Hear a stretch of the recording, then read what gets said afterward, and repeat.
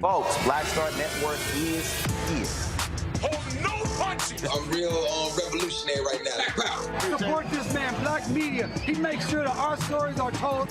Thank you for being the voice of Black America, Roland. Stay black. I love y'all. All momentum we have now, we have to keep this going. The video looks phenomenal. See, this difference between Black Star Network and Black-owned media and something like CNN. You can't be Black-owned media and be scared. It's time to be smart. Bring your eyeballs home. You dig?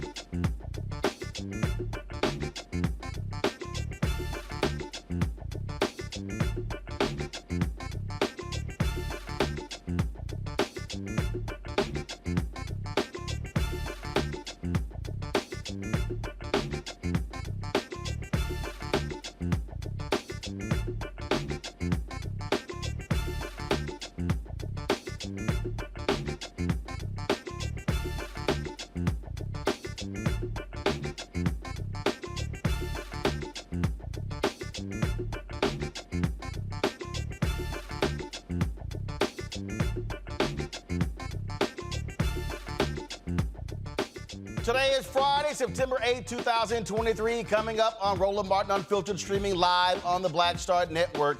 A Philadelphia motorist shot within seconds by an officer who approached his vehicle at point-blank range. Now that former cop has been charged with murder.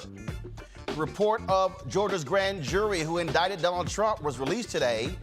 They said Senator Lindsay Graham of South Carolina and former National Security Advisor Michael Flynn and 21 others should have been charged for election fraud.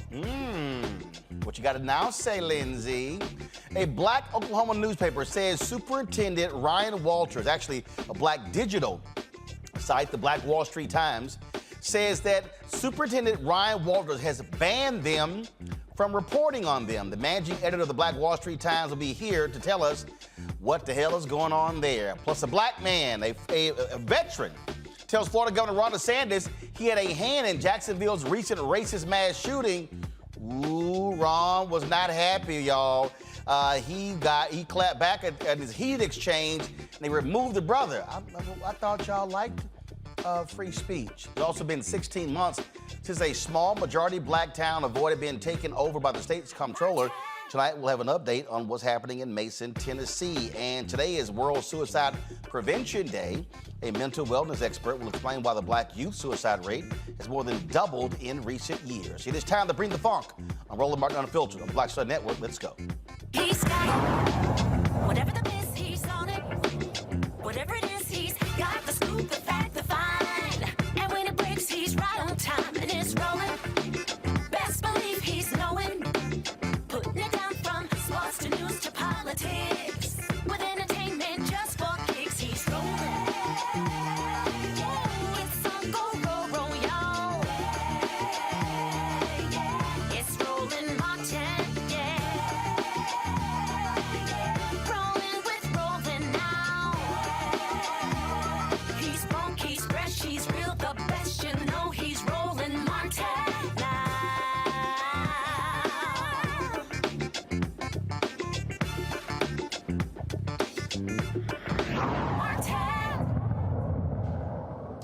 A former Philly cop facing several charges, including murder for killing a 27-year-old driver last month after surveillance footage showed him shooting him through a car window at point-blank range. Mark Dial turned himself in today after being charged with murder, voluntary manslaughter, aggravated assault, simple assault, reckless endangering another person, and official oppression.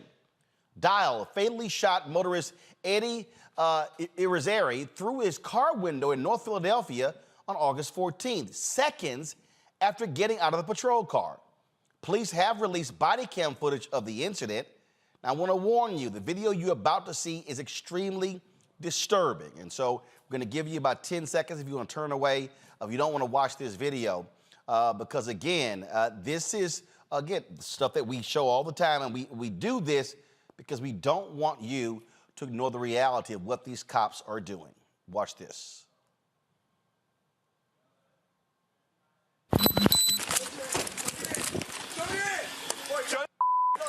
I'll shoot you. 413 shots fired, 100 West Willard. Get your hand up right now. Officer, please hurry, 1 West Willard. Officer, please hurry, 1 West Willard.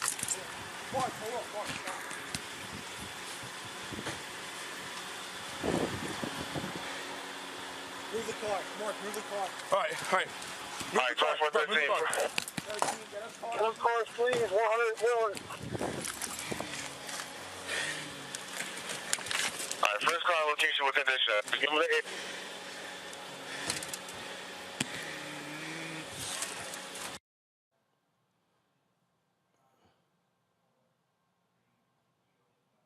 Okay, folks, now, so I want to do this here. First of all, before I play it again, Dow's attorney, Brian McMonigal, says the shooting was justified. Listen to what he said. The decision to charge Officer Mark Dial with murder is appalling. The undisputed facts of this case are that an individual made an illegal turn right in front of police officers, took off at a high rate of speed, and then tried to evade officers by going down a one-way street the wrong way, tried to hide from them, and when police officers ordered him to show his hands, he instead produced a weapon and pointed it at an armed police officer. Video evidence in this case, which we've uncovered, demonstrates completely that Officer Dial got out of his car, ordered him to show his hands, and then heard gun, and you can hear it on the video. He then saw an individual pointing what he thought was a gun right in his face. Fearing that he was going to be the next police officer killed in the streets of Philadelphia, he fired. What's telling in the video is that as Officer Dial is firing, he's taking retreat. He's trying to retreat and trying to find cover because he believes the individual has a gun. In no world is those facts murder. We intend to right this wrong. This decision today puts police officers in peril at a time when they're dealing with perhaps the most violent time in our city's history. We intend to right this wrong and bring this young man home. Does his partner bear any responsibility for yelling gun? You know, what each of them saw when they looked into that car was glare and what appeared to be a weapon. They thought it was a weapon. They thought it was a gun. And when, you approach a car like that, I don't know how everybody else reacts. When a police officer tells me to put my hands up, I put my hands up, or I give him my license. This individual decided to produce a weapon. And that, unfortunately and tragically, is why he died. And to put these officers, this officer, in harm's way like this is appalling. What are the degree of the charges in this case? We don't know yet. The officer in the video sounds like he says, drop the effing knife. You believe he thought he had a gun? Keep listening. And listen closely. And if you don't hear gun, give me a call. Thank you. Thank you. There you go. There it is. Now I'm confused. Okay, first of all, let's do this here. I want y'all to play the video from the beginning.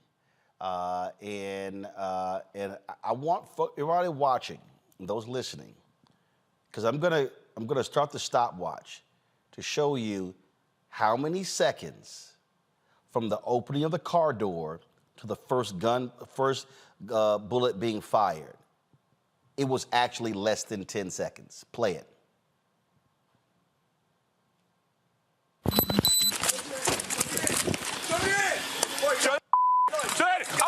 shoot you. 413 shots fired, 100 West Willard. Okay, come on. Get your hand up right now. All right. Folks, 6.64 seconds. That officer made a judgment in 6.64 seconds. Now, you heard the attorney sit there and say, oh, gun. Go to my iPad. This is the story from Philly.com.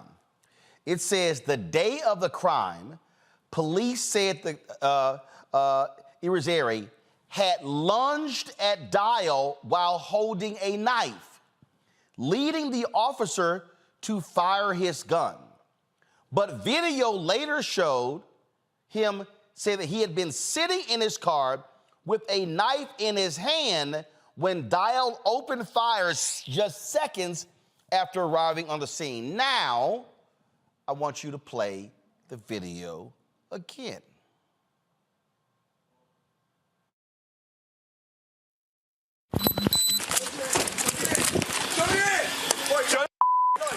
I'll shoot you.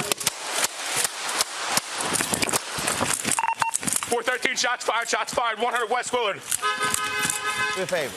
I want you to scroll back, and I want you to scroll back, and I want you to scroll. So I want you to scroll the video back, and I want you to scroll it back. I want you to slowly slow it down, put it on pause, and I want you to scroll forward, and I want you to scroll to the point where he goes in front of the car. Okay, keep going. And actually, I checked it again. It was 5.81 seconds. Keep going. Keep scrubbing forward. Keep going. Right there. Now I'm confused. Now, no, it's come back. Because it looks like the window is shut. Drop the lower third for me, please. Now scroll forward. What I'm trying to figure out here is, if Matt, Michael, Kelly, look at this. Guys, keep scrolling forward. I'm trying. Okay, fine. Play it, but then hit pause. I want to see if keep going. Freeze. Now, this is where I'm confused. First of all, let me bring in my panel right here. Right now, Michael Imhotep hosts the African History Network show out of Detroit. Matt Manning, civil rights attorney, and Corpus Christi, Kelly Bethea, communication strategist out of D.C. So, Matt, here's why I'm confused. The cops said that the gunman lunged at the cop. Go back to the video. I'm sorry, Matt, how do you lunge at the cop when the door is closed and the window is up? Can't. It's not possible. And that's the thing with knives. With police officers, very often you hear them talk about how a person with a knife can, quote, close the distance, is the terminology I normally hear, in about 20 feet space. And here, obviously, you have a medium of a door. So it's completely unreasonable. Beyond that, the idea that the officer has his gun out and is threatening to shoot before he even recognizes whether there's an actual threat makes no sense, particularly because the other officer has a vantage point on the other side of the car. Not only that, do me a favor. I'm going to the middle. Put that video in that middle screen. Cause see, this is where I'm just totally befuddled by when these cops start lying. Okay. And again, all right. So here's what we see that I find to be real interesting. Here's what I find to be real interesting here, Matt. Cop standing right here. It's a car right here. If I'm getting, now I want y'all to re-rack this here. If I'm getting out of the car, I'm approaching the car, I can take cover behind the car. Like, he literally is rolling up. Now go ahead and press play. Now watch it here. He's getting out, y'all. He's running straight, going around.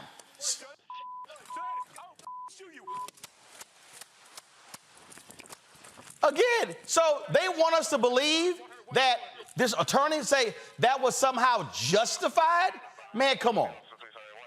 Well, first off, the most important thing is what I read on this is that The police actually, like you said that he lunged, and then the attorneys for his family released surveillance video showing that wasn't true.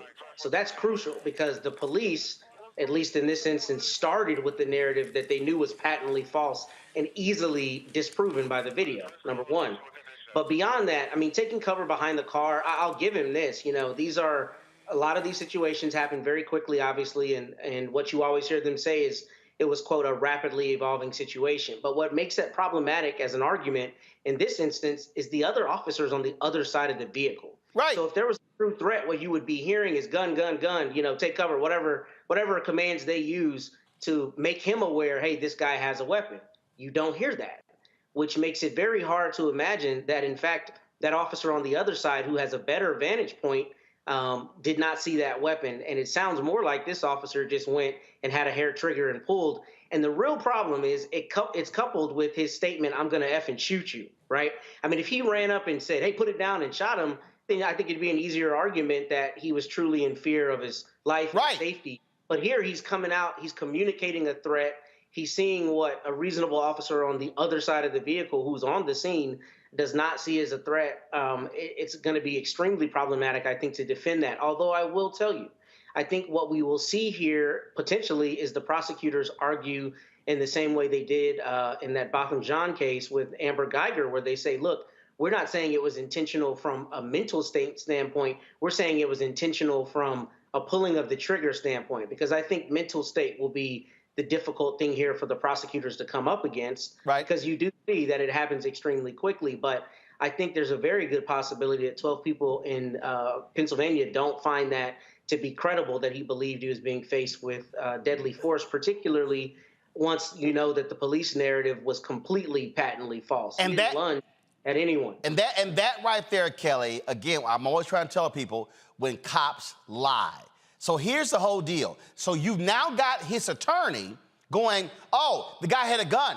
Play that again. You can hear them say, gun, gun, gun.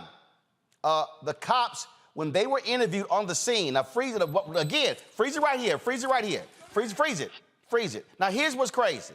So again, Kelly, if I know prosecutors are going to do this here. His car, this is the guy's car right here, okay? It's the car right here. The cop's car is over here. My man is basically boxed in. He can't go anywhere. So if you're this officer, and this is where, and remember, we saw this happen in Minnesota, some other cases, where they talked about police training and protocol. If you're this cop, you're telling me you don't stand over here at a distance and yell at him, heck, get out of the car? No, he literally, press play, he literally runs around here, runs right here, and puts the gun probably 3 feet from the window, fire shots. Yeah, it's not supposed to make sense because it doesn't. I think that the lawyers themselves are just kind of, running in circles trying to, give their client the best defense that they think possible. But in doing so, they are blatantly lying according to what we are seeing right now on this tape. And in all honesty, I just feel like it's par for the course when it comes to stories like this, where you they want you to distrust what you see. They want you to distrust your own instinct and your own eyesight. They want you to just believe whatever they say because they think because of whether it's because it's a cop or it's because of a lawyer, pedigree, whatever, that they are more trustworthy than what you are actually seeing. I'm of the mindset that you are not going to pee on my leg and tell me that it's raining. He was boxed in. For all intents and purposes, at that point, he can't go anywhere. He's kind of under arrest. I mean, Matt, correct me if I'm wrong. Like, he can't go anywhere. He's boxed in. He's already, kind of sort of in custody. They didn't have to take it this far. And the whole saying of, you don't bring a knife to a gunfight, let's just say there was a knife involved. You have a gun. Well, no. Let's be clear. No, he had a knife. What they said was, they initially on the scene said he lunged at Dial with the knife. Right. And so then they discovered there was a knife in the car. But how do you lunge? At a cop sitting in a car with the window up and the door closed. Yeah, and to Matt's point, you cannot. Like, and that goes and it was 5.81 seconds from the door opening to the first shot. That's damn near close to the Tamir Rice case. So you're trying to convince me in 5.81 seconds, you yell, put your hands up, drop the knife, get out of the car. No, you didn't. And we see that he didn't. We see that they didn't. They were literally just kind of sort of bullying their way through this situation, and it's called shoot first, ask questions later. Shoot first and ask questions later. Now check this out. So apparently there's another. I can't do this here. So we're gonna go to a break. We come back. So there was surveillance footage, gives you another angle of the shooting, and this is where this cop's attorney. Oh, by the way, when the cop came there, he was surrounded by the fraternal order police. Not only that, normally in cases in Philadelphia, when somebody's been charged with murder, there's no bail. Guess what the judge did? She did $500,000 a bail. So the fraternal order police put up the 50 grand. That's why the guy got released. So we come back, we're gonna show you the other surveillance video so you can see from a different angle what transpired and led to this cop in Philadelphia being charged with murder today. You're watching Roland Martin Unfiltered on the Black Star Network.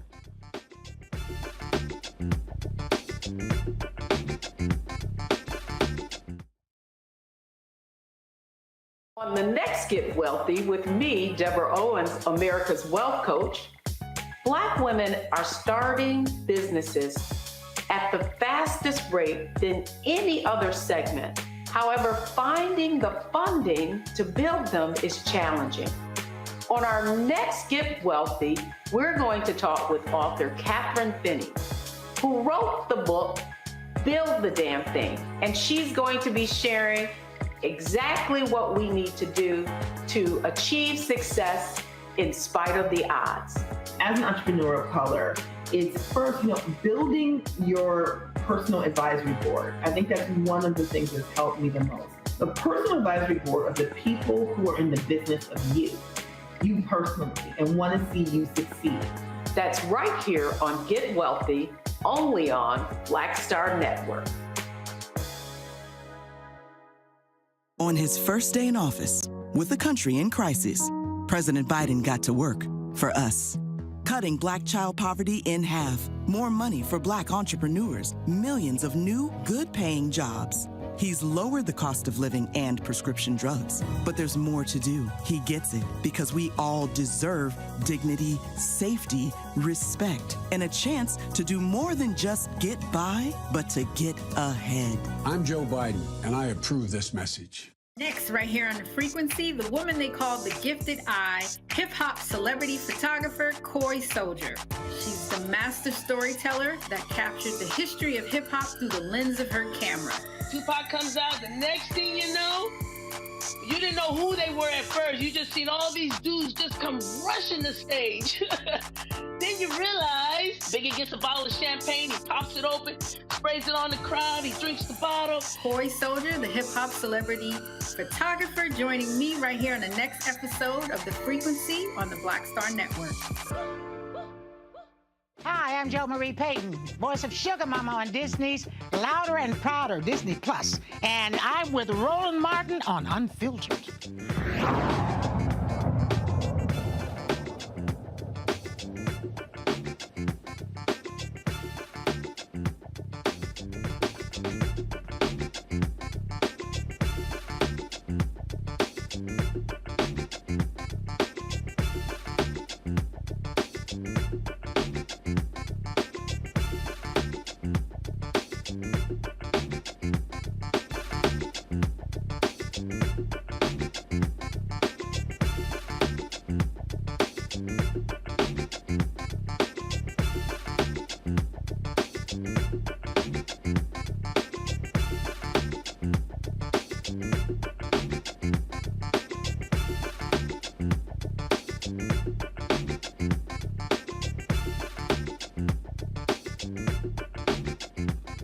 All right, folks. So here's another angle, if you will, surveillance footage from this shooting in Philadelphia that led to this former cop being charged today with murder. Watch this. Now, see the guy, he pulls over. So then he backs up. So you see, car behind him, car on his side. He can't even open the door. Cop pulls up, gets out, runs around, gun pointed directly at him, boom, starts firing.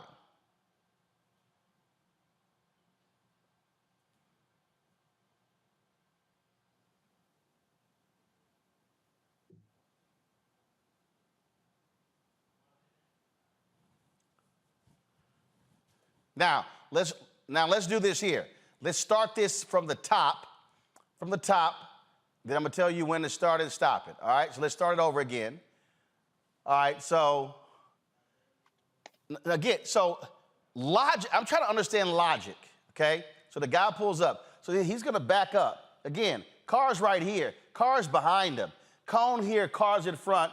They pull up, they get out. Freeze. Guys, okay, it's too slow. So now here's the old deal. So he walks over. Now understand, the other cop is standing right here, y'all. He's standing right here. This guy comes around and he literally, back it up about 5 seconds, if you can, just scroll it back 5 seconds, and then you're gonna see he literally puts the gun almost at press play. He puts the gun almost against the window. Like you're sitting here, now freeze. So he's coming around, holding his gun out, now press play. He's gonna go right up to the car, boom, starts firing. He runs back on the other side. He runs on his freeze. The dial literally is now standing on the opposite side of the police car. His partner is standing here. Now press play. His partner is going to come around here, dials down on the other side of the car. Michael Imhotep, that makes literally no sense. Yeah, it's a number of things wrong here, and they got caught in the lie, it appears, Roland. First of all, watching the police cruiser pull up on the side of the Toyota Camry, I don't understand, because there was a vehicle behind that Toyota, I don't know why they didn't pull in front on the angle to box that car in. So you mean right here? So what you're saying is when they pull up, here they come, you would think they would have pulled up right here to block them in. To box it in, then go on the other side of your police cruiser, use your police cruiser as a shield. If you're going to pull out your gun then. One of the officers runs right up to the driver's side and then fires the gun. And they come in so quickly. Now, in the video, it appears that I think it was the passenger side window was partially cracked, but it looks like the driver's side window was all the way up. Yeah, so, no. Both of them were all, so pull up the dash cam video. So what you're gonna see is this side, this right here. This one is partially up. Okay. That's passenger side. Passenger side partially up, but the other side, windows all the way up. But again, driver side. This is why. Remember what often happens when, and Matt knows as well, but Michael, remember when they have these rules in many of these places where the cops don't have to do interviews immediately on the scene. They can talk 30, 60 days later. They can look at dash cam video and they get interviewed. When this shooting happened, they said he lunged at the cop with a knife. Now, all of a sudden, the attorney is like, oh my God, that was a weapon. That was a gun. You can hear them yell gun. So let's do this here, Michael. I'm gonna play this. Let's listen, and then let's see if y'all hear gun, because I didn't quite hear it. So pull up the dash cam video and let's press play.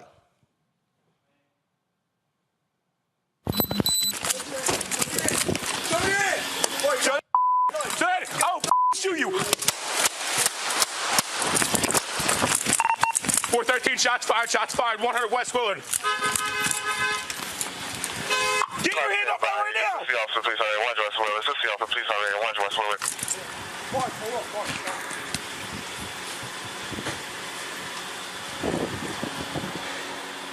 Move the car. Mark, move the car. All right. All right, 2413. Get us car. One car, please. 100 Willard. All right, first car location with condition. Give me the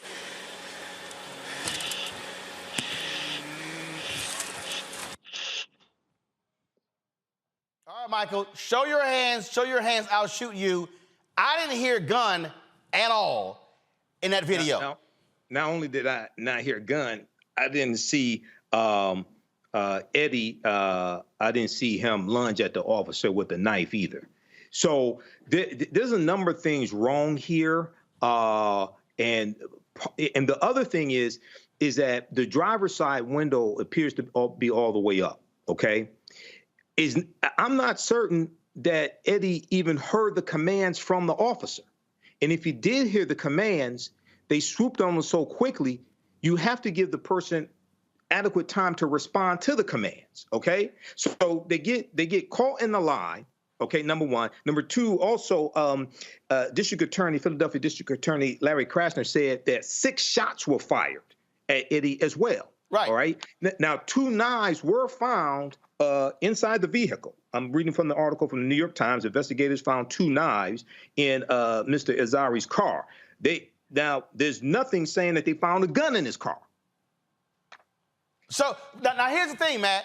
Again, if you're coming around and you're going, put your hands up, get out of the car, you're waiting for them to respond.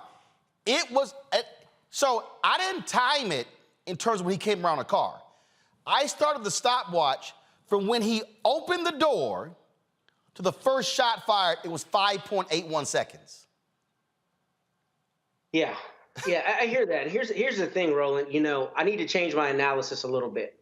So in full candor, the fact that they're coming behind him and he whips into a space and they pull up in front of him, I mean, I do understand, honestly, from a legal perspective, that it's at least going to create the impression that this was a heightened situation, right? So when you see the video from that perspective, that does lend some credence to the idea that something had happened before that caused them to be pursuing him. Now, apparently he was driving erratically, and then he pulled in front of the cops.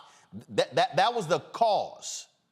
And that's important. I mean, because if we're going to analyze these honestly, then we have to recognize that that is something that would put the police on high alert. However, getting out of the vehicle and shooting as quickly as he did, I don't know that that's also necessarily legally problematic if you can show a jury that there was a credible, reasonable belief that you were being faced with deadly force, at least under Texas law. The reason I think that fails here is because that other officer on the other side, unless he's screaming gun, screaming threat, screaming whatever, then what you have is somebody who's coming up and who is manifesting an intent to use that weapon. So how about so hold on one second. So I want y'all to do this here. Go back to the body cam video, and I want us now to listen. We're going to do this. We're going to listen. How many voices do we hear? And then we're going to come back to you, Matt. Because I think until after the shooting, we don't hear the second cop until after the shooting. Press play.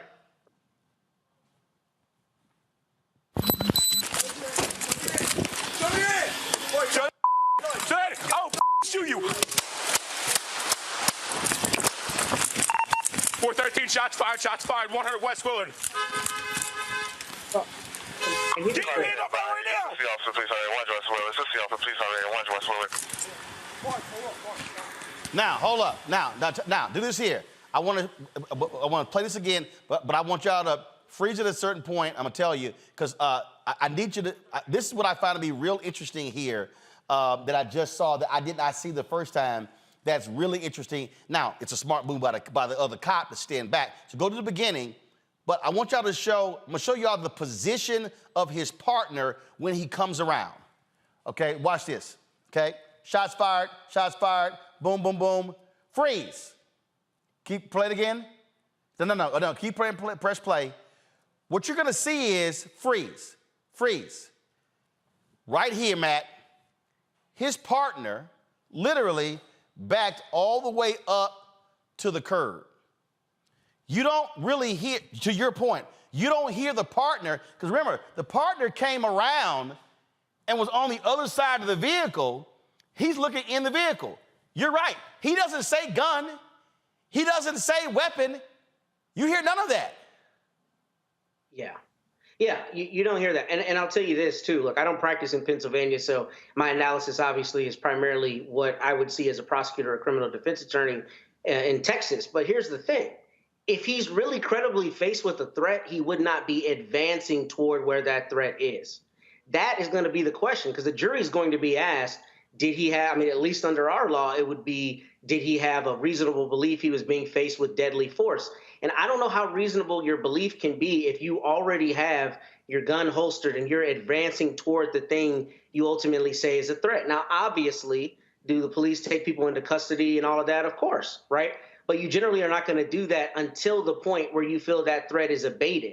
So it's kind of a hard sell that you're heading toward what is allegedly a deadly threat, and then you immediately use the force despite there not being any, affirmative act on his part to, endanger you. And beyond that, clearly we're starting with a bold-faced lie. And right? not just that, freeze right here. Freeze right. Actually, do this here. I'm do the surveillance video, because I think, first of all, it gives you, it's much further back. Here's what's crazy here, Kelly. Again, same thing.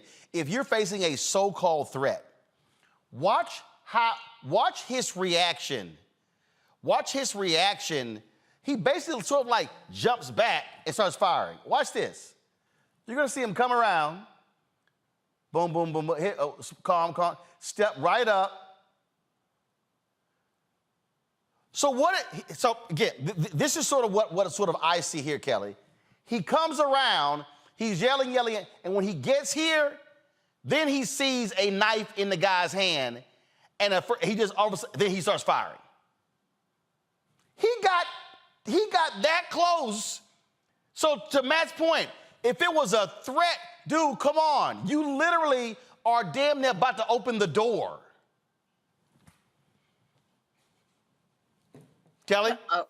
Yes, I understand.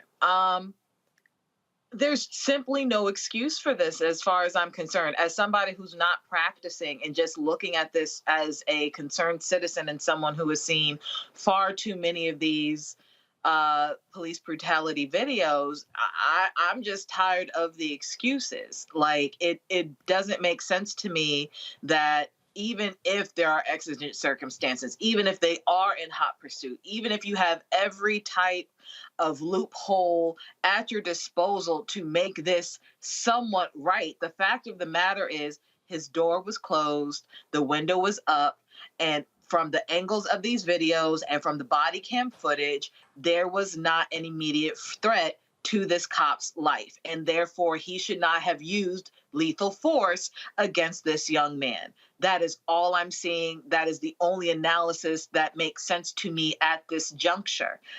It is exhausting to me that we have to keep analyzing videos like this, because to me, even though I am not judge, jury, executioner, it still looks clear that he was in the wrong. Now, I also realized, to Matt, brought in a good point. I'm going to bring in another. Pennsylvania is still under heavy watch regarding the guy who escaped prison. So maybe everybody is on pins and needles regarding crime altogether in that jurisdiction. Even still, that to me would say that you would use even more precaution when you are facing other possible offenders. And that isn't even taking place here. Right. So any excuse that they can come up with isn't going to fly here, because they worked against the excuse that they could have possibly used. And They're just wrong. And here's the thing that cracks me up here, Michael. First of all, the audio, it says the audio doesn't come on the body cam footage until the officer presses record. Dial's partner, his audio to his body-worn footage was not turned on. So now the cops are saying, oh, his partner yelled gun, but there's no audio of his partner yelling gun because his partner didn't turn his body camera on. And again, when you look at now, and here's the deal, because remember Matt talked about what happened before. This is what the Philadelphia Inquirer says. Dial and his partner, officers with the 24th Police District, encountered Irizarry just before 12:30 p.m. on August 14th near B and Westmoreland Streets, North Philadelphia. They said they saw him driving erratically and followed him south for a few blocks until Irizarry turned the wrong way onto the 100 block of East Willard Street. They pulled up next to him. So deadly force, and this is the thing that I keep saying, you can't come back from death. Right. So you're telling me that deadly force was required because somebody was driving erratically and then they went down the wrong way. What do we say numerous times? Something happened to Michael Feed there. But what do we say numerous times, Matt, when we see deaths happen because of basic traffic stops? Because of basic what? Roland, I lost you. Traffic stops. Oh, well, I mean, it's never defensible, right? I mean, except for the circumstances, obviously, where it is. But most of the time it isn't defensible, particularly because in a situation like this, I mean, he didn't have a gun. If he would have taken a little bit longer, to your point, to recognize that, then we wouldn't have had shots fired. And, look, I have to readily concede, to be credible, that this is a very difficult split-second, thing to be in if you're a police officer, to ascertain whether it's a gun or a knife or what the case may be. But it's all relative to what kind of force you're actually being faced with.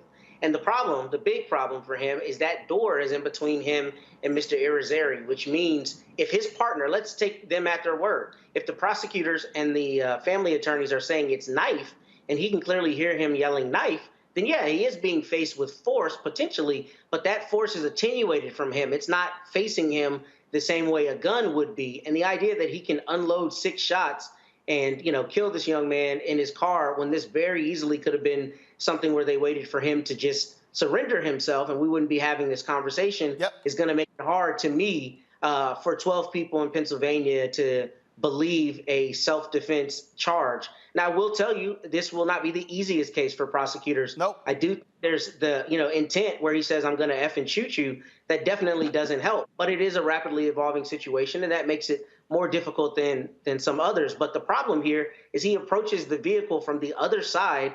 All of his vantage points are through transparent mediums. He can look through the windshield and through the window. Right. And if he doesn't immediately recognize what it is, if his partner is yelling knife, it's a hard sell to me that you think that you are reasonable in using deadly force in that circumstance. And the thing here, this shooting took place August 14th. Larry Krasner, the DA, did not take a lot of time to charge this cop with murder. That was just 2.5 weeks ago. Mm-hmm. And we've seen some cases where some of these DAs take 6-9 months. And so we certainly will see what happens next with this story. Got to go to a break. We come back, folks. We're going to talk about what's happening in Oklahoma. Oh, the Oklahoma superintendent of schools, that nutcase MAGA fool, he's now ticked off at a black-owned media company. We'll talk about that. We'll also talk about how Senator Lindsay Graham barely escaped being indicted for kissing Trump's ass and trying to help him steal votes in Georgia. We'll discuss that as well. If you're watching on YouTube, hit the like button, folks. It ain't hard. Hit like, keep commenting. Don't forget, support us in what we do as well.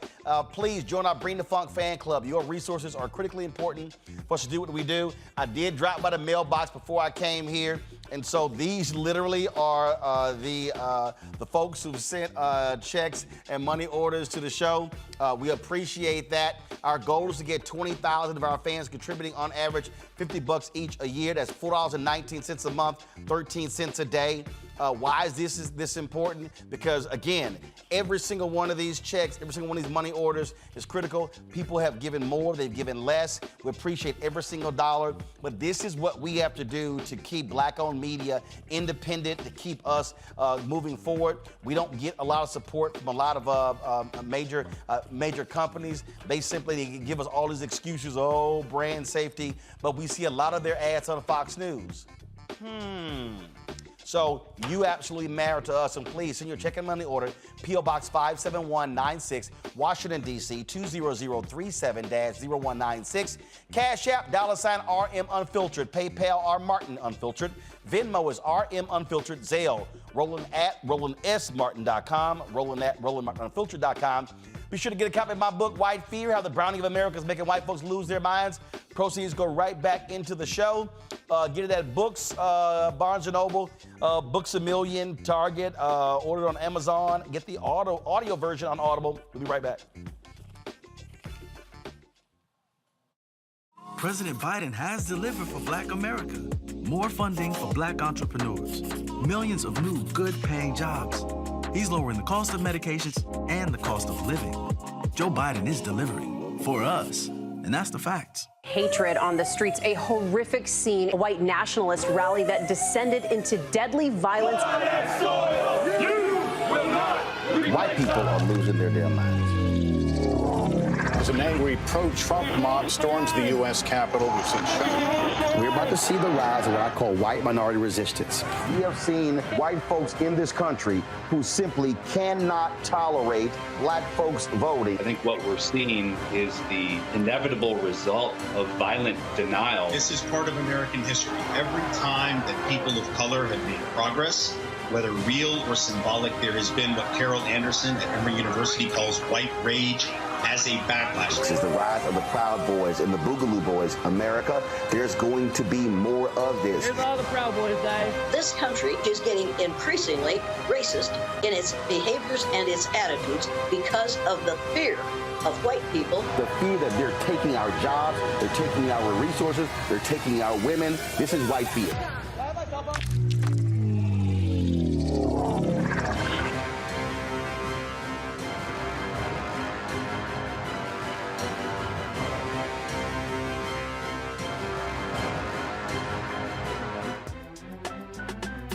I'm Faraji Muhammad, live from LA.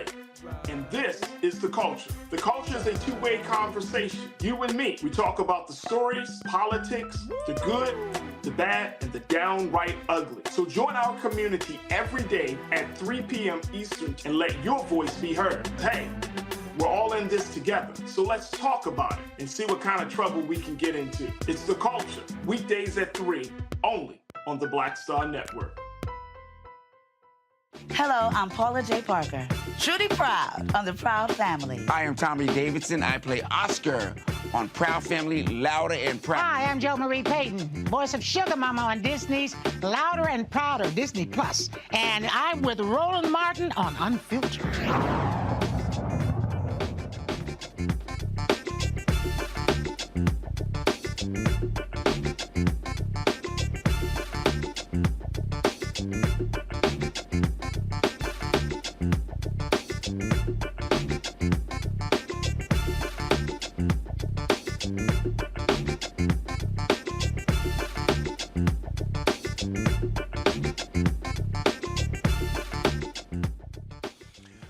Folks, we're telling y'all about this MAGA nut in Oklahoma, Superintendent of Public Instruction Ryan Walters, an absolute idiot. This fool just signed a deal with PragerU.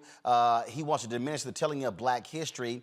Now, apparently, he has a segregated media policy. Black Wall Street Times reporters say they have been banned from taking interviews as of Wednesday. Joining me now from Tulsa, the managing editor of Black Wall Street Times, Dion Osborne. Dion, glad to have you here. All right, what the hell's going on? What happened? Well, first of all, thank you so much for having me. I appreciate it. This all started from a request I made for a simple interview. Ryan Walters is trying to bring PragerU, the fake educational curriculum that is really just right-wing propaganda, into Oklahoma. And so I reached out to his communications director asking for an interview. And that was when he responded asking me if I had seen some tweets that my editor-in-chief had made on his personal account.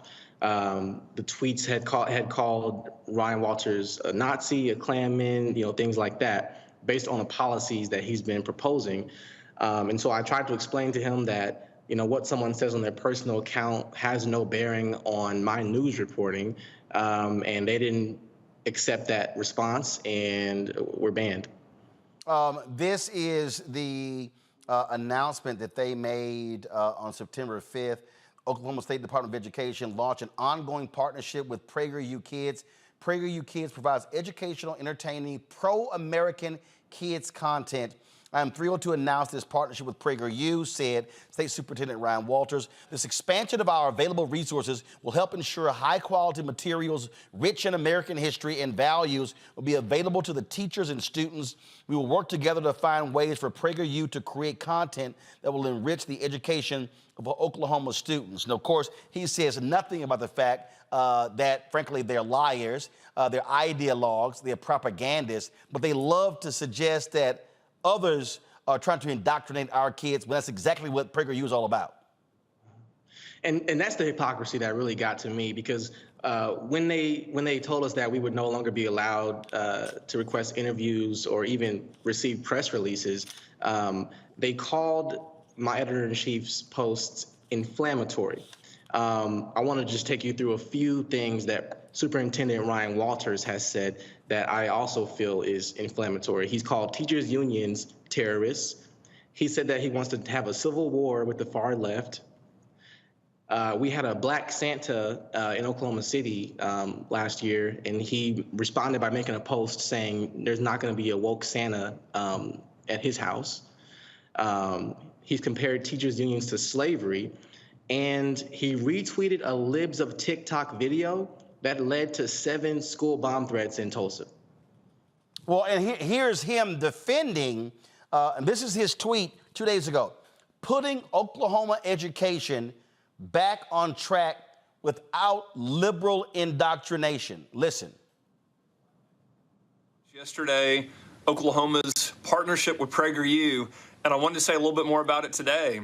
What this means is classrooms across the state will have better access to great resources to teach their kids American history. We want Oklahoma students to know more about American history than any other state in the country. We want them to know about American exceptionalism, want them to know about those founding documents, want them to understand what made this country great. PragerU does a tremendous job of offering these materials to our teachers, to our students, and also very transparent for parents to see everything that their kids are learning in the schools. And this is also going to be content that's factually based with no left-wing indoctrination.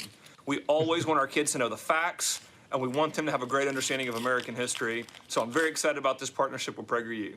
No left-wing indoctrination, but we're perfectly fine with right-wing indoctrination. Who has been funding PragerU? Hard-right conservative billionaires who've been funding them. That's how they're raising their money. That's who they are. And this is the site that Candace Owens used to work for. And of course, Dennis Prager is an absolute racist. Yeah, I mean, when you talk about white fear, you know, what you wrote in your book is exactly what's taking place in Oklahoma. And it's so ironic because Oklahoma is a place where the most far right wing of the Republican Party holds complete power. They control the legislature, they control every state agency, and they control the judicial courts. And so this idea that they have to fight against the far left indoctrination is really just a mask for them wanting to ensure that new generations continue to be indoctrinated by, you know, their white supremacist ideas. Again, it just shows exactly who they are. And so what's next for Black Wall Street Times? So we're going to keep doing what we've been doing. This doesn't change a lot. It's not like we were first in line for interviews with Ryan Walters in the first place. At the last state school board meeting, actually, one of our journalists, a Black woman, the police was called on her. She was doing a live in the hallway updating the community about the meeting, and they called the police on her. And so this just is another layer adding to the way that they respond to Black journalists. We are looking into all legal options. We're definitely having some conversations with some groups to get advice. But we're just gonna, you know, just keep writing. All right, then. Deion, we sort of appreciate it, man. Thanks a lot. Thank you. Well, what we're seeing here with this embracing of PragerU, Michael, is, again, all about the hard right. This is what they are all about. Florida, they've been using PragerU kids. Now we're seeing Oklahoma. Don't be shocked when Texas goes there as well. This is these people, they want to load up as much right-wing propaganda in our schools as possible. Absolutely. While they attack the teaching of African-American history, suppress the teaching of African-American history, ban the advanced placement African-American studies class in Florida. You have Arkansas that's under Governor Sarah Huckabee Sanders. You have Arkansas now following suit as well. They're not going to offer it as a credited class in high schools. And this is a continuation of these culture wars that Donald Trump helped unleash. Okay, even before Christopher Rufo put out his tweets in March of 2015, talking about how they wanted to rebrand the term critical race theory, okay, and use it as an umbrella term to put everything that basically white people don't like about race under this one term. When Donald Trump signed his executive order in September 2020, banning the teaching of critical race theory, and when it came to training at the federal level, federal employees, that's what precipitated this, okay? And then you had the attack on the 1619 project that Donald Trump also led. One of the problems that I've seen, and this is why we cannot put our faith into the Democratic Party. We have to use them as a tool, but we can't rely upon them as an agenda. I think people were too late in responding to this anti-critical race theory weaponization. This was an orchestrated, well-financed propaganda campaign coming from the right, and we didn't have something that was well-financed, well-planned to fight against it. So we have to have our own agendas. We can't rely upon the Democratic Party to create an agenda for us. But the thing here, though, is it's not a question of the Democratic Party or the Republican Party, Kelly. It's not even a question of, in terms of how do we respond. When they initially started this whole thing, I said I felt that the response to the attacks on critical race theory, I thought they were wrong. Here's what I mean. What I mean is when you start playing on somebody else's turf, you now are trying to counter their narrative as opposed to really what the whole intent was. Christopher Rufo said it. Their intent was to put anything and everything dealing with race, DEI, whatever, all under the one banner. So in the minds of these white conservatives, the moment you say something, CRT. Right. So what happened? The attack on woke, then you had CRT, all these things begin to converge. What did they do? They were using media. That's all this is. With PragerU, and I'm gonna find it in a second, because the New York Times did a big story on them, and people need to understand who these people really are. They literally said, we need to create a digital media company where we can go after the hearts and minds of young people. It's on their website. Here it is right here. Nope, I got it right here. This is January 4th, 2020 in the New York Times. Right-wing views for Generation Z, 5 minutes at a time. Kelly, people, and I remember talking about this story. Now, mind you, this is long before attacks on critical race theory. And so in this story, it lays out what their strategy was. It lays out Dennis Prager, who's a conservative radio talk show host. And what did he do? He went out and he got, they started with $7 million from 2 billionaires in Texas. They raised $22 million the first year, $25 million the second year. And you see right here, PragerU's 5-minute ideas videos have become an indispensable propaganda device for the right. The Southern Poverty Law Center warned on his blog, citing videos like Blacks in Power Don't Empower Blacks, hosted by Wall Street Journal columnist Jason Riley, who is black. Lawrence Rosenthal, chair of the Berkeley Center for Right-Wing Studies, said he has noticed an impact from PragerU's content. It sits at this border between going off a cliff into conspiracy thinking and extreme kinds of prejudices in the name of anti-political correctness. So the article walks through here and lays out exactly what their goal was, what they were trying to do. And so they, and right here, originally the idea was to build an actual physical university, but it was going to cost $250 million. So what did they do? They said, we're going to sit here and we're going, right here. He pitched the early PragerU group. They could make a right-wing university online in tight 5-minute courses. The thing here, Kelly, is that when you are trying to fight one thing, we're not focusing on what the overall goal was. Their strategy, and that's what they're doing, they want to get into the minds of these kids right now, because you know what they actually feared, Kelly? They feared the reaction of white kids to the death of George Floyd and Black Lives Matter. And they said, oh, hell no, we cannot have this. And this has been my issue when it comes to any type of progressive left-wing media outreach and the like, because far too often, especially since George Floyd, all I have seen by and large has been a tendency to see the tree and not the forest, which is what you just outlined for us just now. The forest has been there, but we're just focused on the tree being people misusing and exploiting critical race theory, the phrase of woke, and other hashtags and bylines that have been misconstrued, conflated, and the like. That's the tree. But the forest, the purpose of all of this is to indoctrinate. It is to combat the fear, or have an answer to the fear, rather, that white conservative racists have regarding their own children, regarding the next generation, because they realize that they're wrong.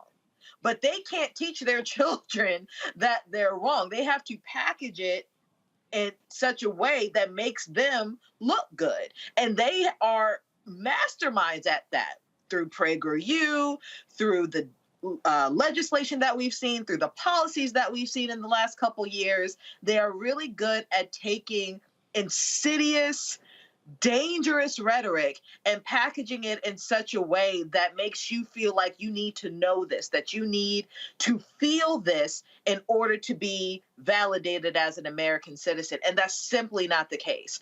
But left-wing progressive media needs to take a note out of that and actually see the forest, not the tree. The purpose is to get the next generation on the right track. And right now, it's a slippery slope regarding these children, regarding this next generation, to getting onto the wrong one, because the misinformation is packaged so well. Meanwhile, the truth isn't being really packaged at all. Well, the thing here, and Matt, I'm control room, please look at my note in our chat, and I want y'all to find this piece. This is not new, and it's how they want to use media.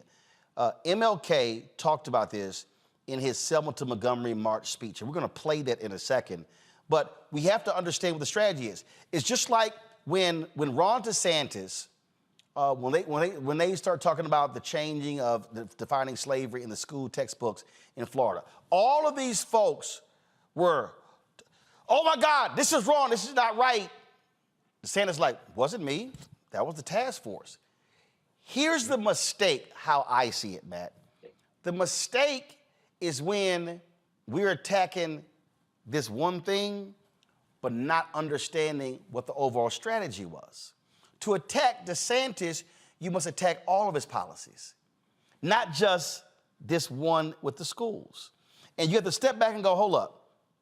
Do I come in full bore, or do I say, wait a minute, hold up.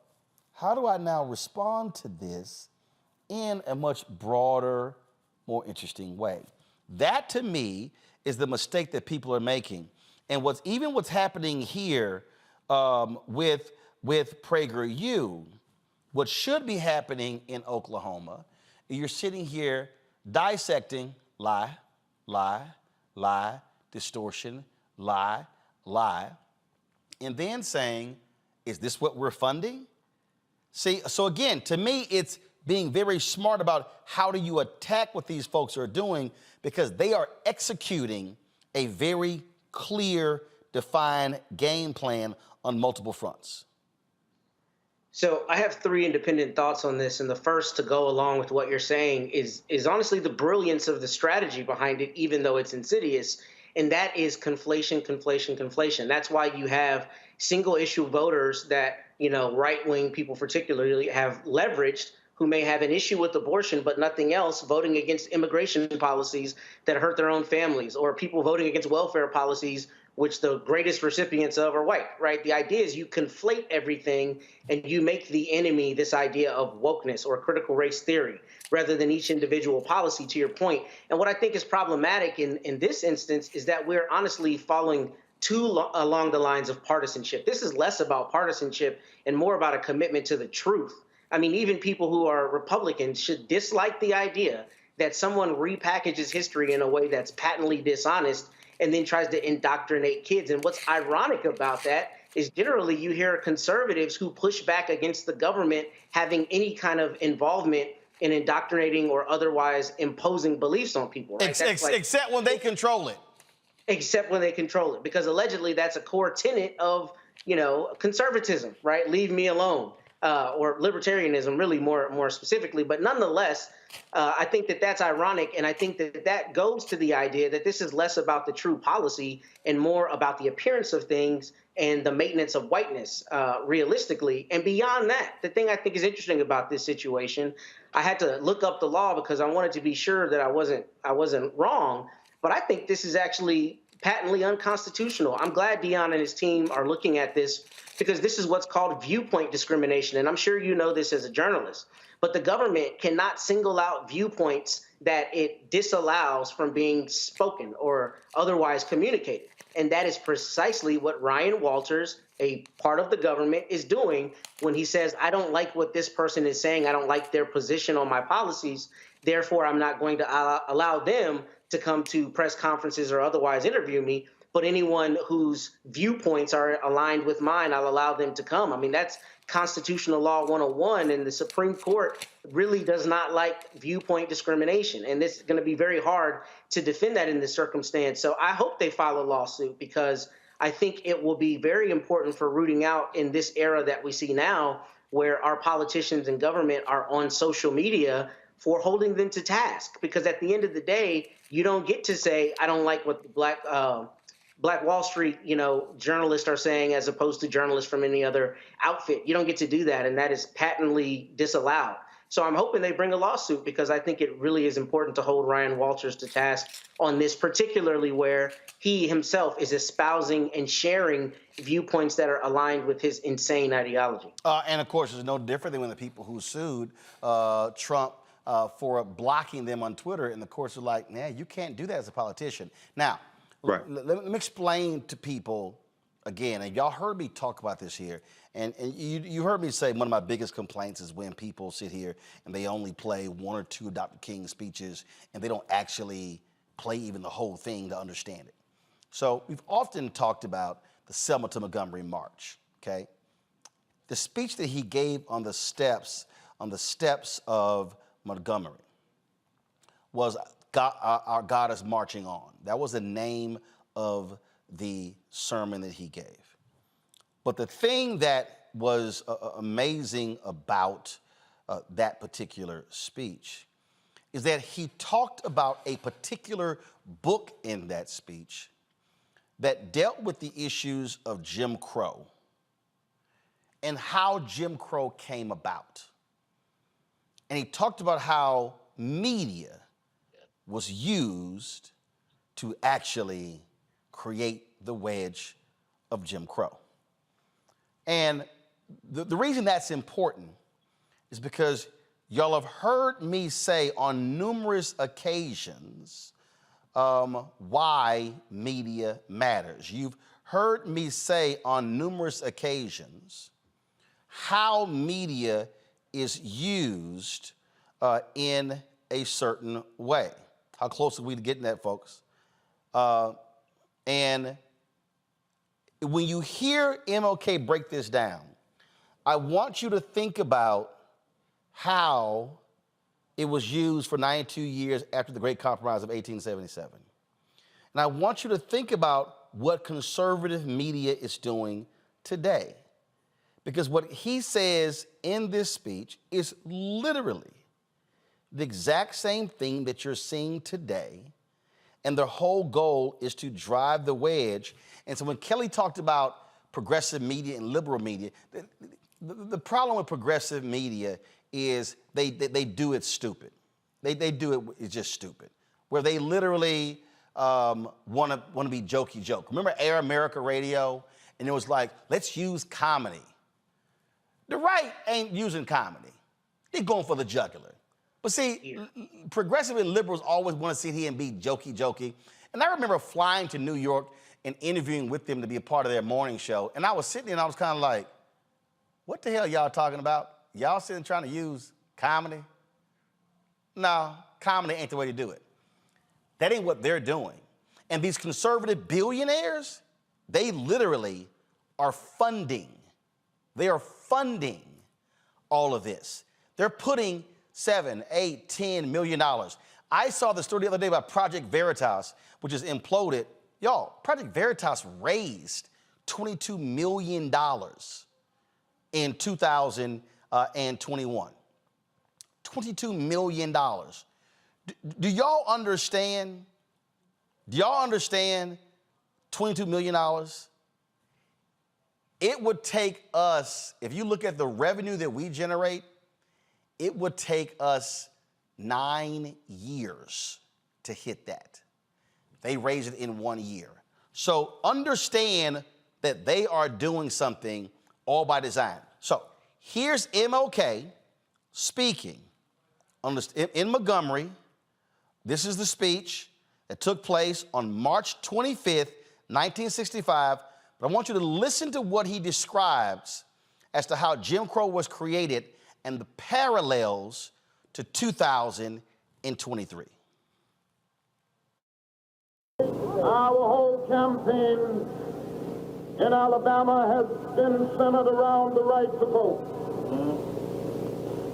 In focusing the attention of the nation and the world today on the flagrant denial of the right to vote, we are exposing the very origin, the root cause of racial segregation in the Southland. Racial segregation as a way of life did not come about as a natural result of hatred between the races immediately after the Civil War. There were no laws segregating the races then. As the noted historian C. Van Woodard in his book, The Strange Career of Jim Crow, clearly points out, the segregation of the races was really a political stratagem employed by the emerging urban interests in the South to keep the Southern masses divided and Southern labor the cheapest in the land.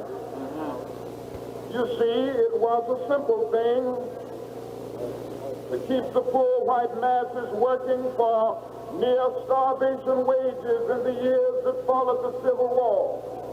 Why, if the poor white plantation, a mill worker became dissatisfied with his low wages, the plantation or mill owner would merely threaten to fire him and hire a former Negro slave and pay him even less.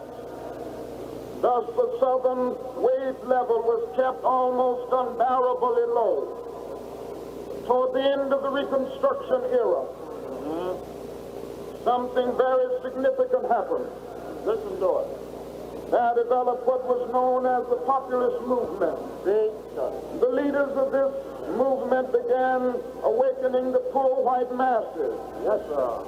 The former Negro slaves to the fact that they were being fleeced by the emerging fervent interest.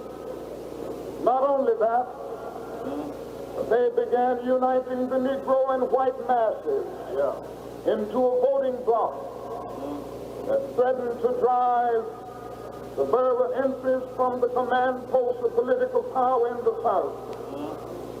To meet this threat, the Southern aristocracy began immediately to engineer the development of a segregated society. I want you to follow me through here because this is very important to see the roots of racism and the denial of the right to vote.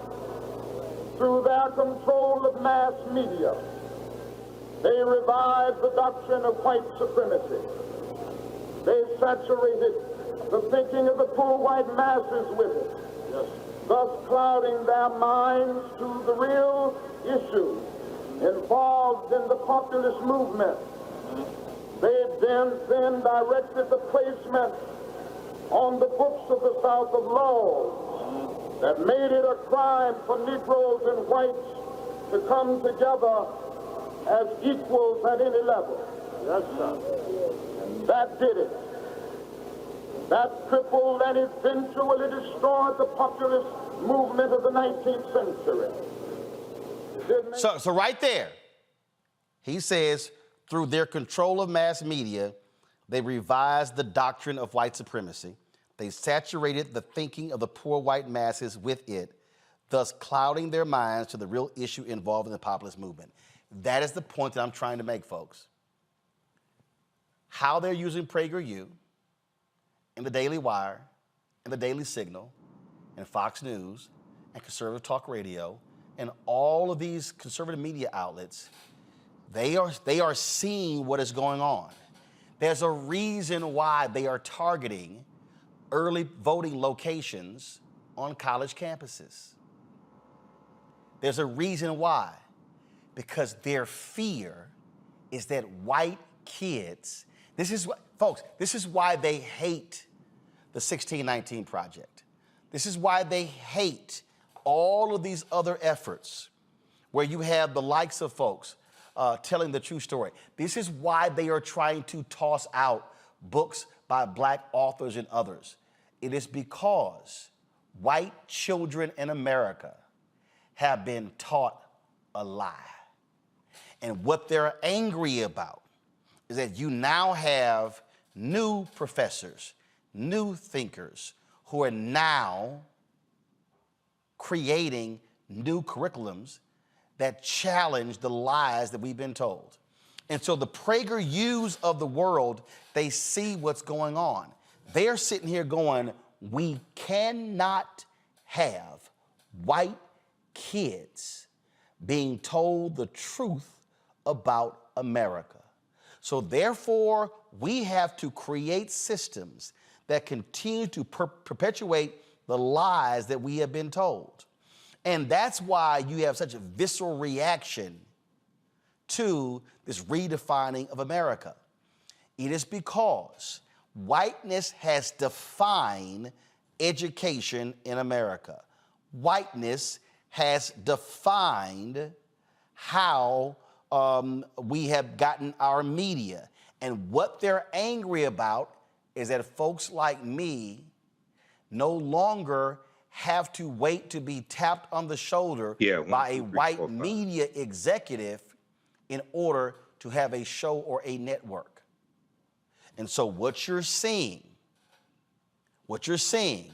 are these white conservative Republican politicians using their power to align with these interests like Christopher Rufo and PragerU to say, you do the media, we got political power, we're now going to change this thing educationally, because if we can get their hearts and minds, as King said right here, they saturated the thinking of the poor white masses with it, thus clouding their minds to the real issue involved in the populist movement. And that is their strategy today. We need to understand that. And I totally support These folks in Florida, these black churches saying, we're going to teach our own history. This ain't about us, y'all. They scared of their white kids and grandkids actually learning. And that has to be our goal. Our goal has to be teaching them. Our goal has to be reaching them. And I know there's somebody black who's watching, man, we ain't got time to be worried about them. Y'all, they ain't freaking out by us. We've been this way since 1619. What they're scared of are radicalized white kids who start aligning with us on the issues just as they did during the populist movement. That's what it means when you begin to understand the greater focus, and that's what they're afraid of, because it's all white fear by the browning of America. I'll be right back on Roland Martin Unfiltered on the Black Star Network. When you talk about blackness and what happens in black culture, we're about covering these things that matter to us, speaking to our issues and concerns. This is a genuine people-powered movement. There's a lot of stuff that we're not getting. You get it, and you spread the word. We wish to plead our own cause.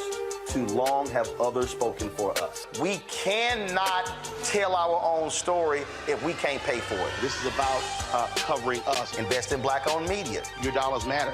We don't have to keep asking them to cover our stuff. So please support us in what we do, folks. We want to hit 2,000 people, $50 this month, raise $100,000. We're behind 100,000, so we want to hit that. Y'all money makes this possible. Checks and money orders go to P.O. Box 57196, Washington, D.C. 20037-0196. The Cash App is $RM Unfiltered. PayPal is R Martin Unfiltered. Venmo is RM Unfiltered. Zelle is Roland@RolandSMartin.com. On a next, A Balanced Life with me, Dr. Jackie, we're going to be talking about common sense.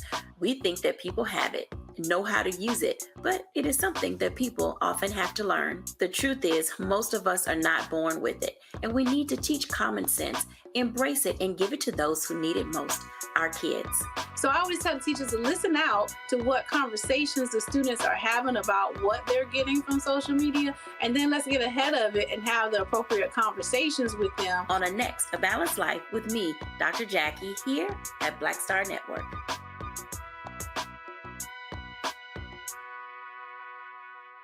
President Biden has delivered for Black America.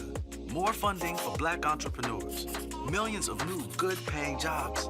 He's lowering the cost of medications and the cost of living. Joe Biden is delivering for us, and that's the facts. Hi, everybody. I'm Kim Coles. Hey, I'm Donnie Simpson. Yo, it's your man Deion Cole from Blackish, and you watch Roland Martin Unfiltered.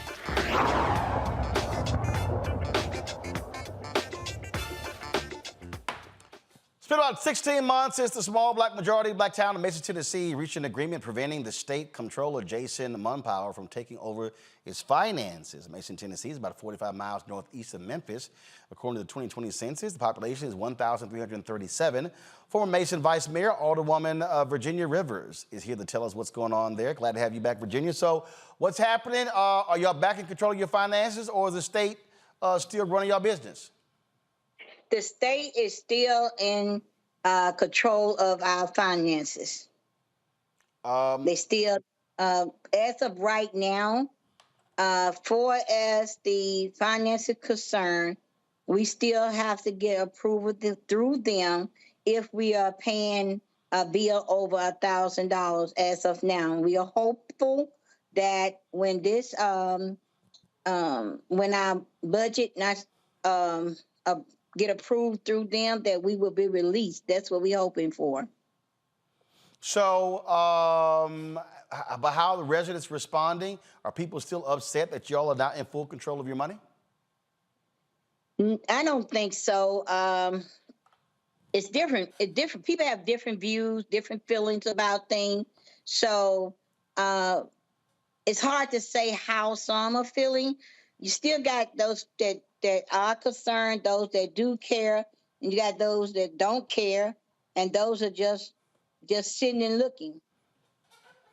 So who makes a decision to return power to y'all, and have they yet given y'all any indication when that's going to happen? The comptroller does. They once they like I said, we just finished up our 2023 audit and his end to them. And once the audit get approved, we'll be starting our 2024 budget audit. I'm sorry. We already started the budget.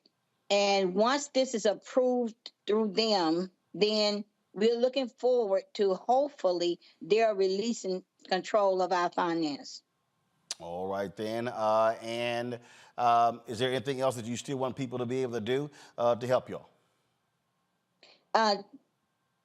Basically, just keep basically lifting us up in prayer, because we're still going through a struggle because of the things that have occurred. They're always trying to come up with a way to get what they wanted from the beginning. Because right now, we got to get a director for our water system, our wastewater. We have an interim director, but we have to get a director, and we're supposed to have had one by August the 15th, which they extended to the 1st of this month, September the 1st. So by September the 24th, we will have to know for sure, or not the 24th, I backed it up, it's the 26th, that we will probably have to go to Nashville. They have sent a letter summoning the mayor and the board of aldermen to Nashville because of our failure to have a interim director in place.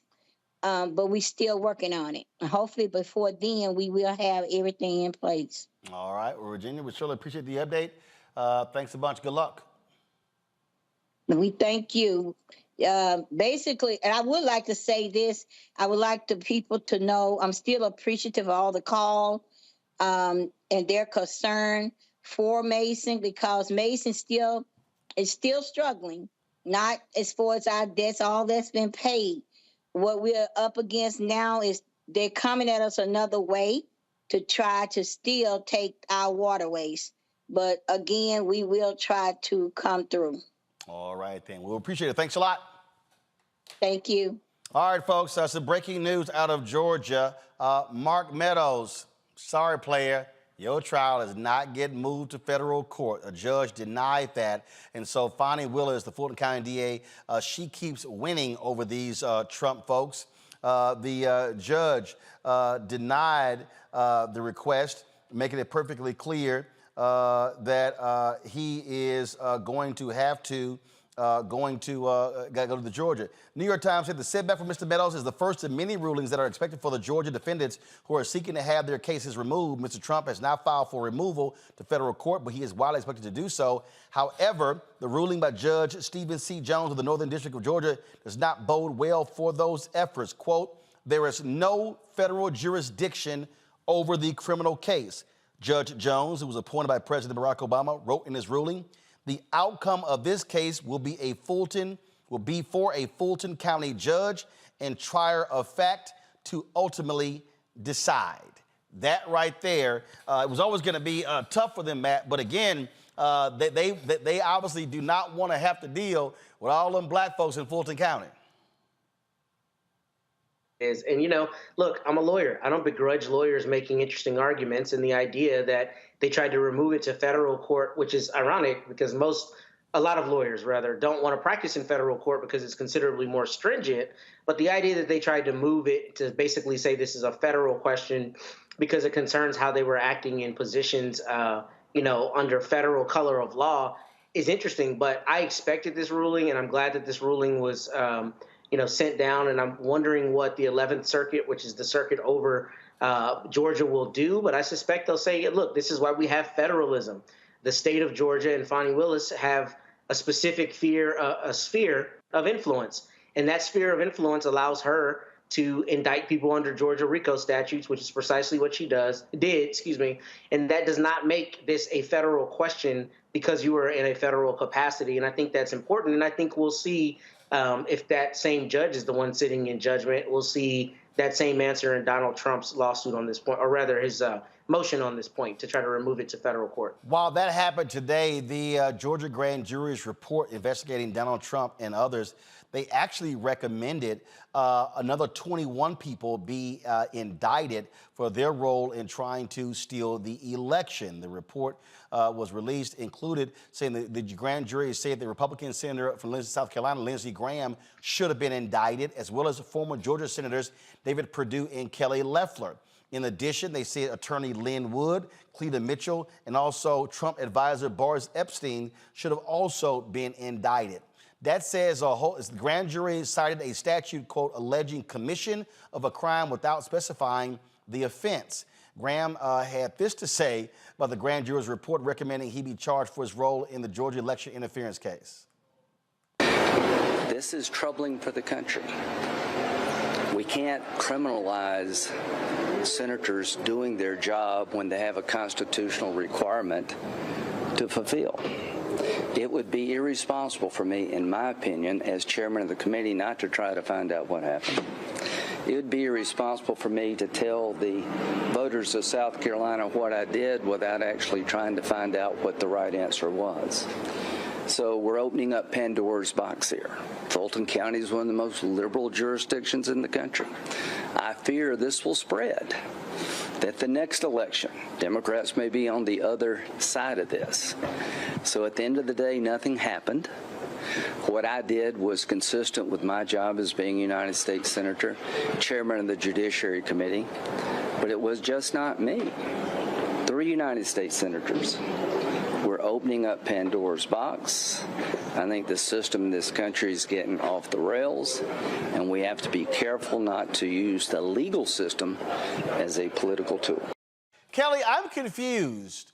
When did it become the job of a U.S. Senator from South Carolina to be calling the Secretary of State of Georgia looking for some votes for Donald Trump? I'm sorry, and then as the chair of the Senate Judiciary Committee, I'm sorry, did the Senate Judiciary Committee have jurisdiction over the election in Georgia?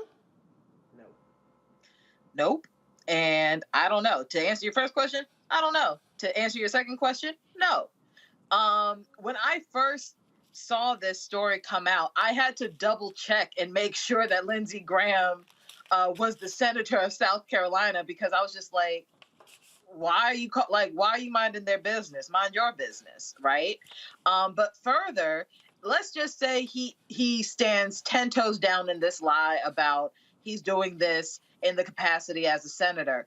You didn't let the rest of your committee know what you were doing. You didn't disclose any of your actions to the committee before you were doing it. None of the committee outside of you knew what you were doing.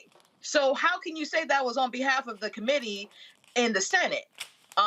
It goes back to the arguments that even the cops are talking about in Pennsylvania. Like, people are just making up crap in order to cover their ass. And, in this case, he's not indicted. I personally believe it's because the DA in Fulton County, while there may have been evidence there, she chose to pick her battle. She picked her strongest ones, and she's got a strong case.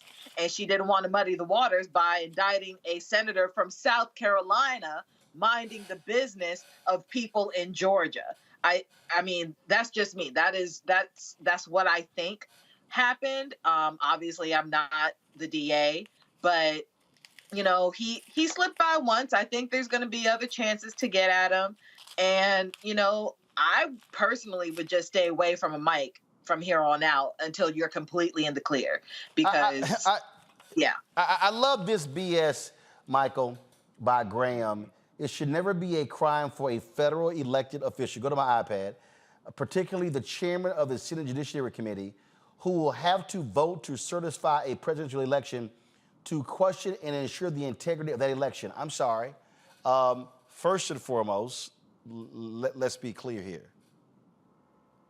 He would have voted to certify the entire election. Right. Lindsey Graham called Georgia specifically, Mm-hmm.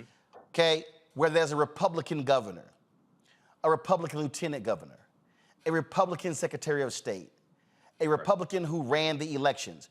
All of those Republicans said free and fair election. And by the way, isn't it interesting? Nobody contested any of their races. So the only election was Trump's. They didn't even question any of the other statewide races. Just this one. Senator Lindsey Graham is a lying sack of shit. Well, absolutely. He's been that way for some time. I think his spine is buried in the casket of Senator John McCain, because something happened to Lindsey Graham after John McCain's death. Easy, power. Power did. The thirst for power. Well, power, and he's a coward. Okay, and he's a sniveling coward as well. So here you have, now I thought Republicans were for states' rights. Here you have a U.S. senator, right, infringing upon the rights of a state to run their election. I thought they were for states' rights. And the vote was 13-7, okay? Actually, the special purpose grand jury, they suggested that he be indicted, but it probably was not as strong of a case as the other ones. The other total was a total of 19 who were indicted. So you had 21 who were unindicted, all right? And I read the 98-page indictment that actually listed 30 unindicted co-conspirators. So this really hurts the argument of a lot of these MAGA nuts saying this was a witch hunt, where you see, well, wait a second.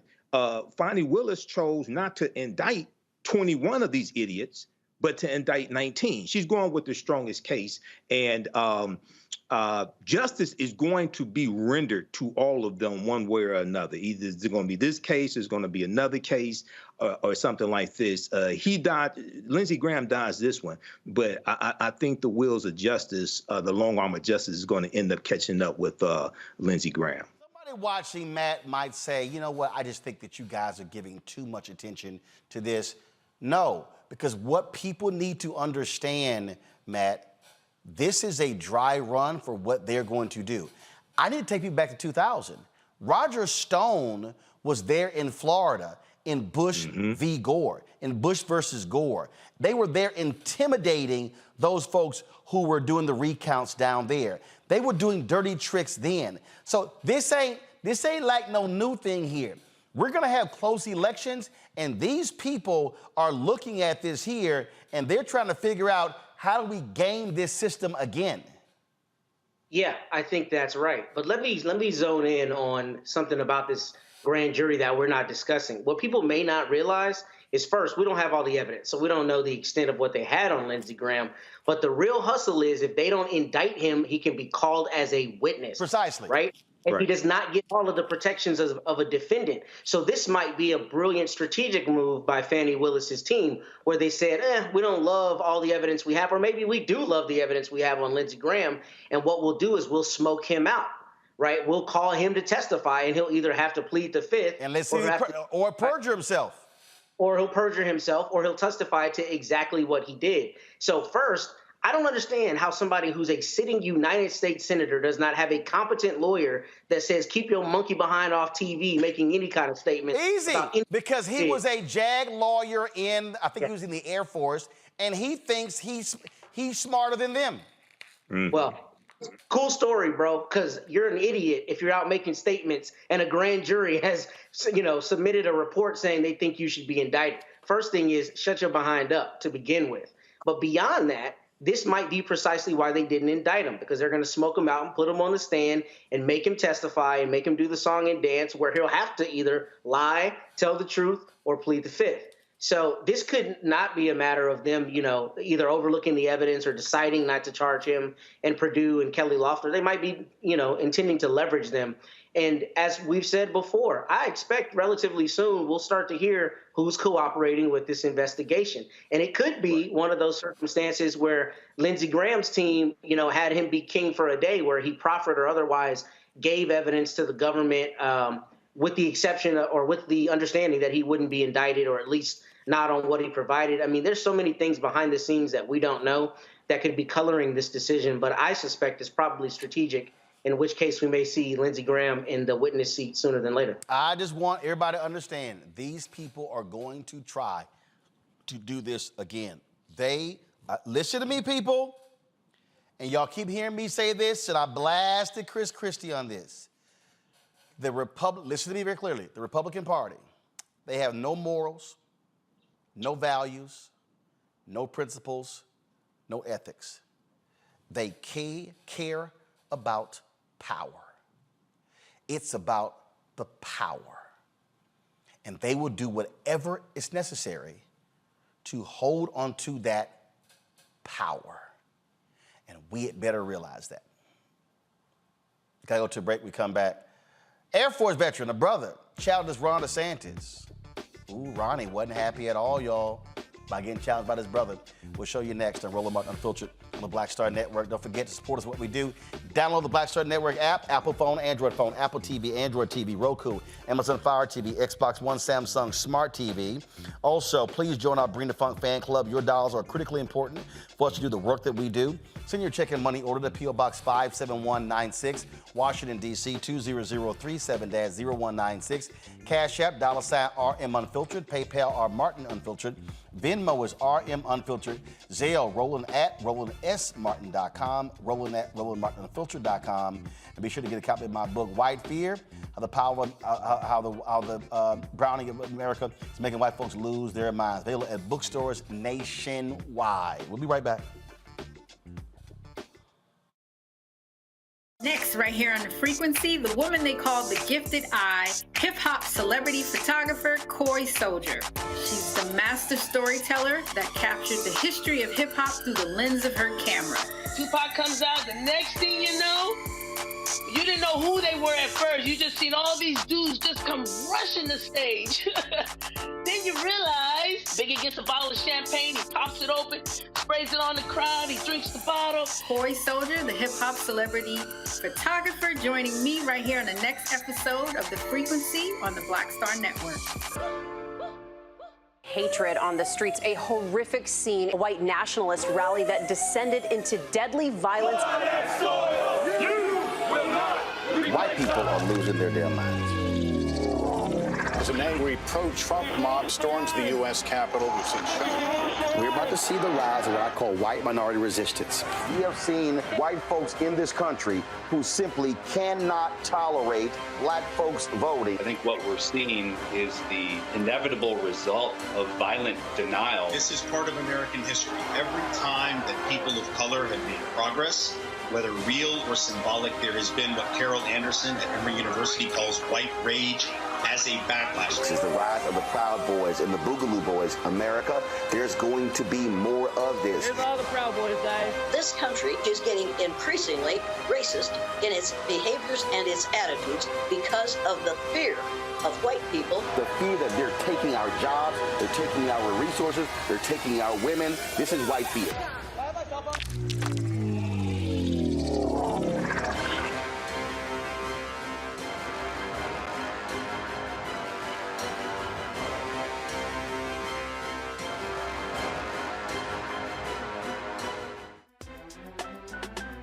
I'm Faraji Muhammad, live from LA.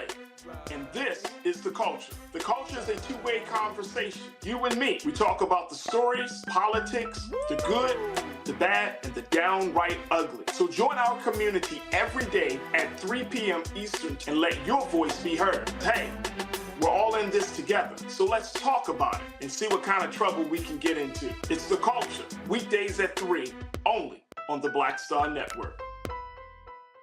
My name is Lena Charles, and I'm from Opelousas, Louisiana. Yes, that is Zydeco capital of the world. My name is Margaret Chappelle. I'm from Dallas, Texas, representing the Urban Trivia Game. It's me, Sherry Shepherd, and you know what you watch. Roland Martin on Unfiltered.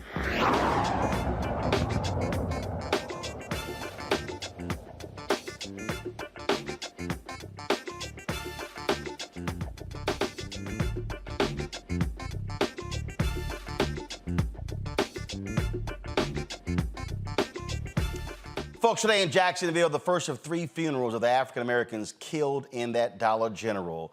Angela Carr was buried today in Jacksonville. A number of people obviously were there for her funeral. Reverend Rudolph McKissick, this took place at his church. Reverend Al Sharpton was there. So many others were there as well. Again, 3 black people were gunned down by a white racist in that Family Dollar. And the first of all 3, Angela Carr, was laid to rest today. Here's some of what was said at her funeral.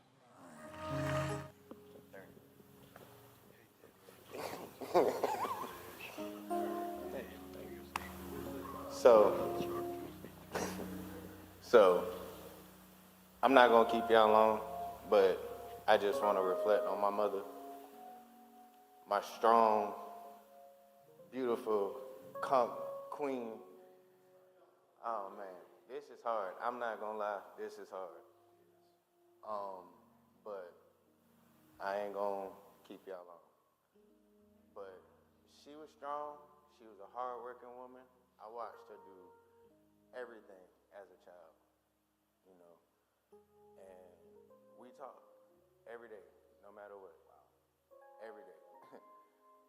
Mad, sad, happy, it doesn't matter. It could be raining outside. It could be a hurricane, she gonna call me.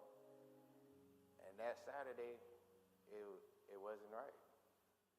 So the audio that we got from the church actually dipped out there again. Just so sad that this sister lost her life there. Of course, just simply shopping, and a white racist hell-bent on killing black folks killed her. And so condolences certainly go out to her son there and the Carr family. A black veteran challenged Governor Ron DeSantis, said he and his rhetoric and his policies were the reason why those black people were targeted. Here was that fiery exchange.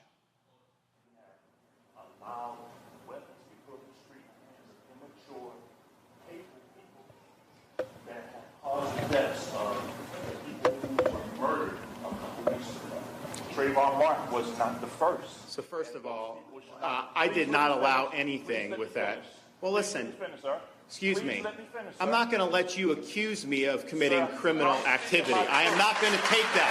I am not going to take that. So you should, you want to have a civil conversation, that's one thing. Try to say that I'm letting, that guy was Baker acted.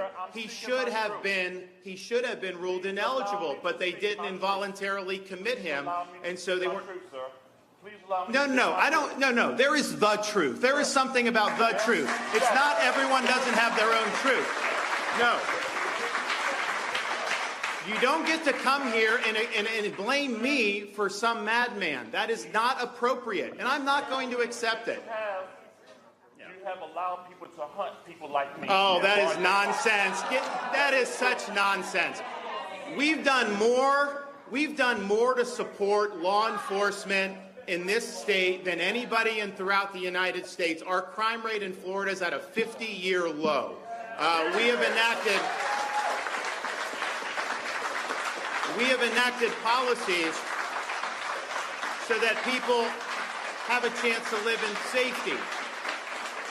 We have attracted people to come to this state in large part because we've had a commitment to public safety. So the notion that somehow we're not supportive of safety is absurd. And we've put our money where our mouth is. We've put support behind policies to hold people accountable who hurt other people. You haven't seen us releasing people from prison. When they hurt, when you do the crime, you do the time. Well, Ron was sitting here lying, Michael, because the reality is he's removed a black prosecutor. He has led the removal of 2 black congressional districts. We see the attacks when it comes to history, when it comes to books, over and over and DEI, you can name it. Ron DeSantis has absolutely targeted black people, and he has given the white racists in that state and across the country hope that he is their patron saint. Absolutely. And he's running on this at the national level for president as well. He didn't create this environment, but he has actually added fuel to the environment, poured gasoline on the fire, and he's giving cover to these white supremacists as well to carry out more acts. And keep in mind, the NAACP had a travel advisory advising people to be careful going to Florida. And remember his Gestapo unit of sheriffs who were targeting African Americans and people who were former felons who were sent their voter registrations in the car, in the mail. They went through all the proper channels to get their right to vote back again, and then they're going to be arrested for voting, even though their voter registration card was sent in the mail. Okay, so Ron DeSantis has definitely helped add to this environment. So he's just standing there lying. And this is an example of how elections have consequences and the power that the governor has. And also Attorney Monique Royale, who he removed from office, she's filed a complaint against him also. Hopefully she's successful in getting her job back. They just hate being called out, Kelly. I mean, who likes being called out? It's, you know, when he was talking about there is the truth, not one thing that he said was the truth. The fact of the matter is Florida as a state is racist by and large, and it is not safe for Black people to be in that state because of the policies, because of the legislation, because of the culture of targeting Black people, of attacking Black people, of killing Black people, mainly at this juncture, all under DeSantis's watch. The rhetoric that comes out of his mouth, the policies that he has enacted, the legislation that he has passed, the laws that he has signed, very little of them, if any, have been beneficial truly to Black people in his state. And now he's running for president to do the same thing across the country. He is a dangerous, racist man. And he just lied for about 5 minutes on that clip. Matt? You know, I mean, look, two things can be true at the same time. And reality is, I get why DeSantis tried to deflect in the way that he did. And this is what you see these politicians do all the time. They throw proverbial rocks and then hide their proverbial hands. You know that if you stack up all of these policies, the direct, you know, a consequence of which is you preying on Black people, attacking Black people, and more than that, vilifying Black people, which has happened for decades, you know that the outcropping of that is going to be white supremacists who are amped up. And that's what's intellectually dishonest about this. Because if you notice, his whole defense was rooted in, I didn't allow anybody to go do that, that guy individually, blah, blah, blah. But what this brother was saying is your policies have allowed that, and they know they do that. And that's exactly why Donald Trump is going to be on trial sooner than later for, you know, all the things that he's done. And if you notice, especially as it relates to January 6th, that's the whole argument behind it. You can't continue doing things that you know are fomenting a certain type of action from people and then act as though they have independent, you know, acting authority if you know that you're essentially encouraging them to act and then acting like you didn't do that when you did. And Ron DeSantis is the king of that. So I'm glad this brother called him out, but obviously he called him out in a location where everyone there was pro-DeSantis and supportive to him. I wish this had occurred somewhere else where everybody there is not going to buy that hook, line, and sinker. But the outcropping of these policies is this kind of action. So I'm glad he got called out, and we know that it's true. Indeed. All right, folks, hold tight 1 second. We come back. Suicide. We have seen how the numbers have dramatically increased, and an increasing number of African Americans are choosing to take their own lives. What is going on? How do we prevent this from happening, and how do we help those who are close to us in time of need? We'll talk to Troy Beyer next, who has an educational initiative that deals with this and so many other issues, and so we'll talk to her next on Today, which is, of course, World Suicide. First of all, this is September Suicide Prevention Month, and so we'll talk about this very important issue next, right here on Roland Martin Unfiltered on the Black Star Network.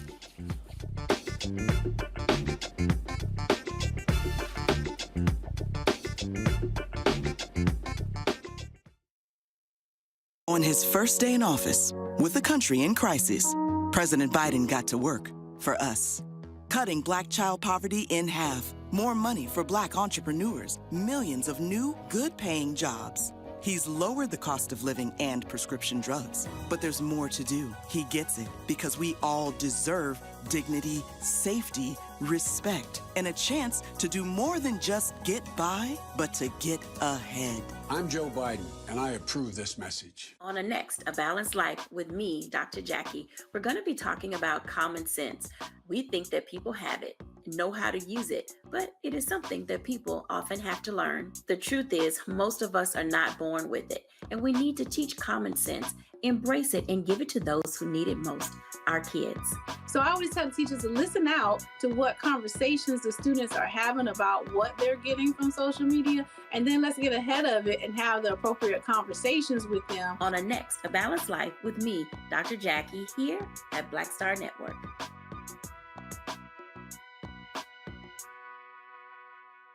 Next, right here on The Frequency, the woman they call the gifted eye, hip-hop celebrity photographer, Coy Soldier.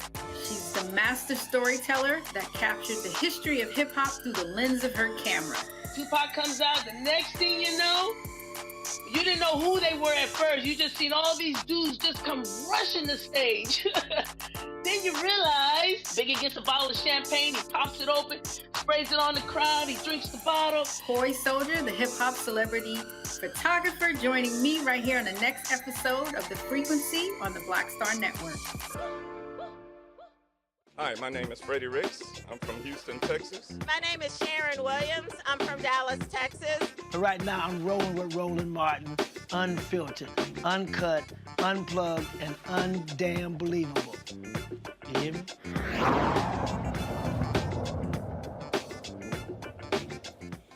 Folks, this is a photo of Johannes Kadani, a young man graduated from Cornell University, started a new job at Netflix. Well, it was about 3 weeks ago. He was found missing. Well, this week, he was actually found dead. He took his life. Google has dealt with this most recently, with 3 of their engineers taking their lives as well. September marks Suicide Prevention Month. Today is World Suicide Prevention Day. And the reality is we are seeing a dramatic increase of suicides in this country, even when it comes to African Americans. Johns Hopkins Bloomberg School of Public Health recently revealed that suicide rates for black youth aged 10 to 17 more than doubled between 2007 and 2020. The researchers call the 144% increase alarming and said various socio-ecological factors and structures, including institutional racism, are contributing factors. A 2021 Centers for Disease Control survey found that 1 in 5 black high school students seriously considered attempting suicide in the past year. About 18% made a suicide plan, 15% reported attempting suicide, close to 5% needed medical attention in response to their suicide attempt. Mental wellness expert Dr. Troy Byer, she joins me now from Fort Worth. Glad to have you on the show, Troy. Always good to see you. Yes, you too, Roland. Thank you for having me. So, you know, the story of this young man, Johannes Kadani, I mean, is an interesting one. Again, he graduates from Cornell University, Ivy League school, extremely smart, very well, gets a great job, and then takes his own life. There was a young Asian student last year. He literally was at Texas A&M. He was the day before his graduation, was at a graduation dinner with his parents, left the dinner, never returned, didn't attend his graduation, body was found a week later, took his own life as well. And so many folks are just sitting here going, how could somebody very successful, very smart, with a bright future, then decide to end their own life? Just share your thoughts on what we are facing. One, still dealing with the after effects of COVID, but also these numbers have been dramatically increasing for African Americans since 2007. That's the last 16 years. Yeah, yeah. So the bottom line is participation is a function of value. And when people no longer want to participate in their life to the extent that suicide becomes their option, it's because they're not finding value in their life. We don't know what goes on inside of a person's head when they go into their place at night or they put their head on the pillow. The mind is a very dangerous neighborhood. You don't want to hang out there alone. And unfortunately, we don't have the mental health available that people need post COVID, and just dealing with circumstances in life overall are just very challenging. So, when we have a stress or a threat or a challenge, and we don't have the tools to navigate our way through that, then checking out becomes an option because it's no longer living is not valuable, it's hopeless. And until we learn how to really significantly provide hope for those who are hopeless, the problem is going to continue to get worse. People need to learn how to self-soothe. They need to learn about emotional resilience. Right now, the National Association of Psychology has constituted that the ratio for students is one psychologist for every 500 to 700 students. What are you going to do with that? We need to provide accessible, effective, and affordable mind care for everyone, everywhere. And until we do, the numbers are going to increase because a problem doesn't go away until we find a solution. This is a piece from the Association of American Medical Colleges. It says suicide rates among black youth in the United States from 2018 to 2021. Black folks, 10 to 24, saw the largest increase in suicides among all folks in that age group, increased by 37%. Right. 2000 to 2020, black youths aged 10 to 19 experienced the largest increase in suicide rates, a shocking 78%. And in a research study among youngest children, ages 5 to 12, black youth were approximately 2 times more likely to die by suicide than their white counterparts. 5 to 12. Right. That's because culturally we're existing inside of an environment that is breeding hopelessness. We don't have the proper mentors. We don't have the proper parental structures. You know, I was once a statistic in that very research that you read. I mean, I was suicidal. I attempted suicide for the first time when I was 8. I attempted suicide again when I was 10. I lived in a very poor neighborhood, predominantly black. I was dealing with a crisis at home. My mother's boyfriend was molesting me every night. When I told her, she called me a liar. I became hopeless. And then what I wanted is the pain to stop. And I thought in order for the pain to stop, I had to kill myself. And this is what's going on with our children in these environments that are not providing the mental health that they need. They feel like there's a situation in their life that they want to kill off, and they believe that the only way to do that is to kill themselves off. And that's why I created Mindology Fitness, because I want to provide our children with the tools they need to ensure that their peace of mind is organically in their hands at all times. I'm not anti-pharmaceuticals, but not every kid in the hood can make it to a doctor to get medication. Right. That takes forever. This is not about just being reactive in the moment. It's about being preventive, giving these kids the skills right now. So when they're facing a stressor or a threat or a challenge, they know how to organically interrupt the physiological process that would be exacerbated. And I'll give you an example. If you're having an anxiety attack, my program, one of the modalities we teach to children is if you're having an anxiety attack, squeeze your ring finger. That is so simple, right? Squeeze your ring finger until it pulses. What happens is you're activating the meridian that will interrupt the neurotransmitters that cause the anxiety. All the adrenals and the adrenalines and the ephedrals, they are all interrupted. It's a very simple process. It works. Sometimes you have to swallow a pill to heal, but I think our children need to have a choice. I think people need to have a choice, and that's what my life work is all about. My program is now available in schools. I am just unrelentless in getting this information to our babies.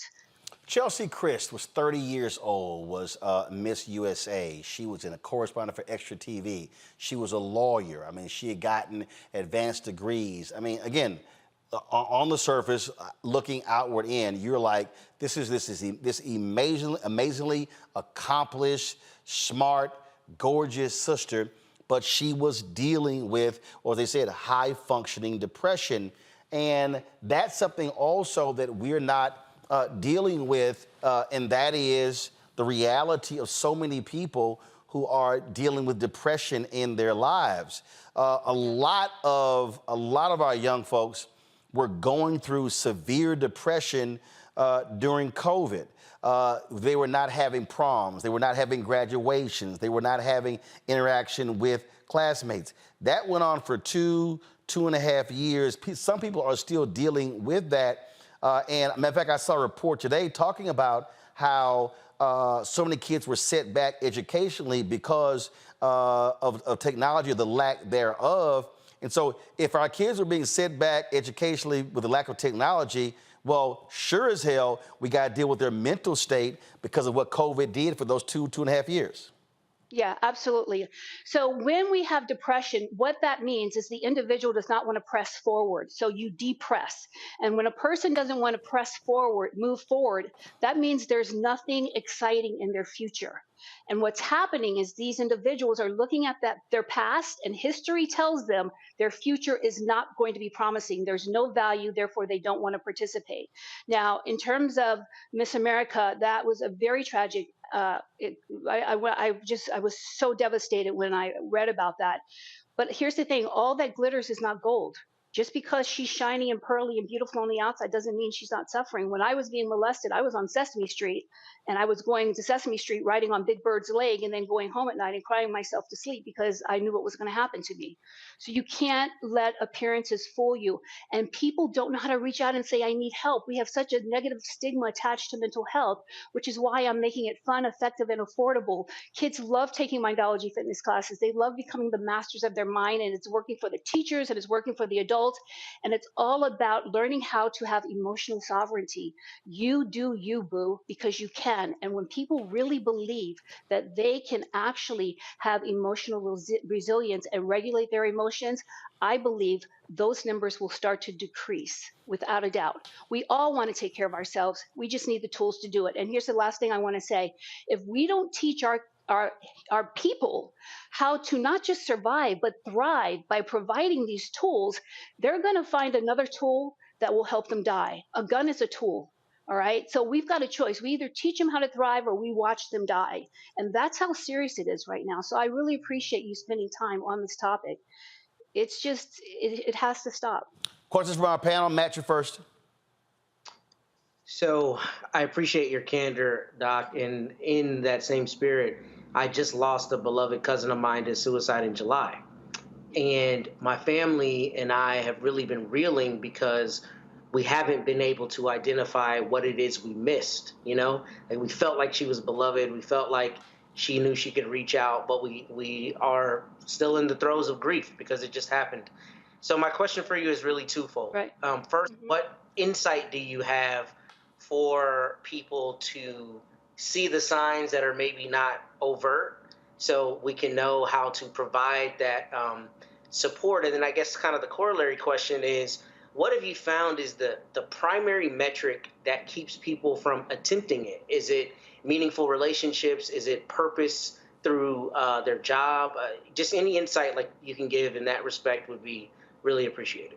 Sure. So the first thing you want to look for is isolation. When a person is feeling like they want to in their lives, they will start spending a lot of time alone. They'll also start giving things away. That's something that I noticed. They'll start, I want you to have this and I want you to have that. That's if you're lucky, you get that clue. But here's the thing about suicide, it happens in the moment. It's not always premeditated.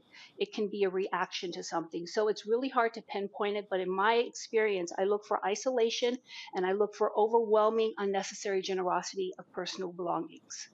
Okay, so that just be on the lookout for those two things. And in terms of what has a person not want to be suicidal, I can't emphasize enough. Participation in your life is a function of value. If you have value, you will want to participate. So you have to make sure that we continuously find things in life that we value.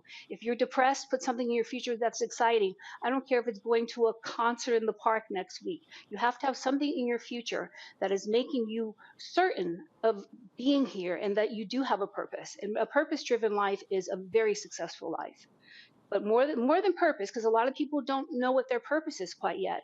But just make sure that you continue to put something in your future that you find value in. It's crucial. All right, Kelly. Again, Doctor, thank you for bringing issue to this topic. It hits home for me because I myself have had several suicidal ideations and a couple suicidal attempts in my life, mainly before my 20s, due to a plethora of things. So I understand the struggle, and it's a struggle every single day. But I thank God that I'm here every day, and I do my best in the work that I do, um, to set an example for those who are going through something similar, like high functioning depression and not being able to see the signs. Like Chesley Chris was very uh, triggering for me because it was too. very aligned with my own life, right? The high functioning, having a career, both being lawyers, all the things, and still feeling like you don't belong here and you need to be somewhere else. So I understand that.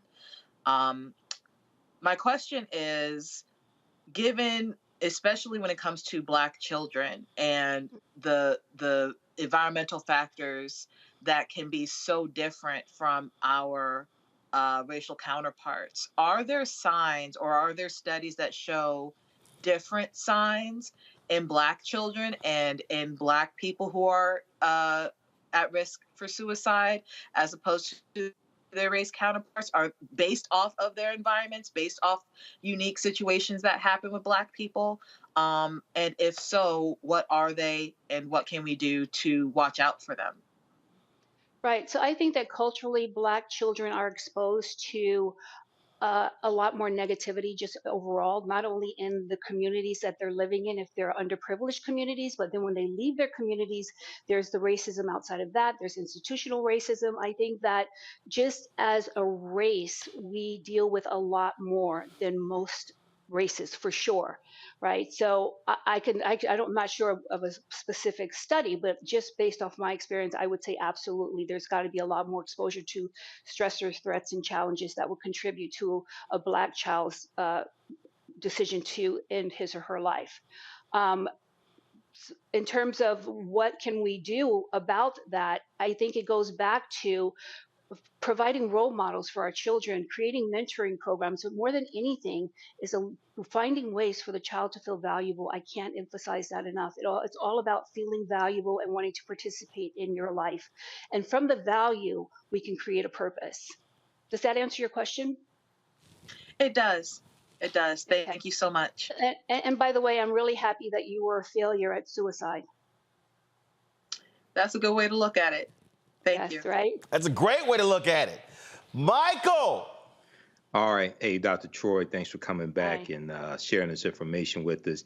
In the study that Roland mentioned at the top of this segment from Johns Hopkins Bloomberg School of Public Health, it talked about the 144% increase in suicide rates for Black youth 10 to 17. And one of the factors it talked about was institutional racism. Can you talk about some of the ways institutional racism contributes to suicide or suicide attempts in African American youth or adults? Because we hear so many people saying racism doesn't exist, right? But there's studies proving that it does. Can you talk about that, please? Yeah, sure, absolutely. So institutionalized racism is inherent in our culture, no matter where we go, and I think it's more so for us people of color because a lot of these institutions are not governed by people of color; they're governed by other races, as you know. And in that experience, there's an experience that we have of inadequacy.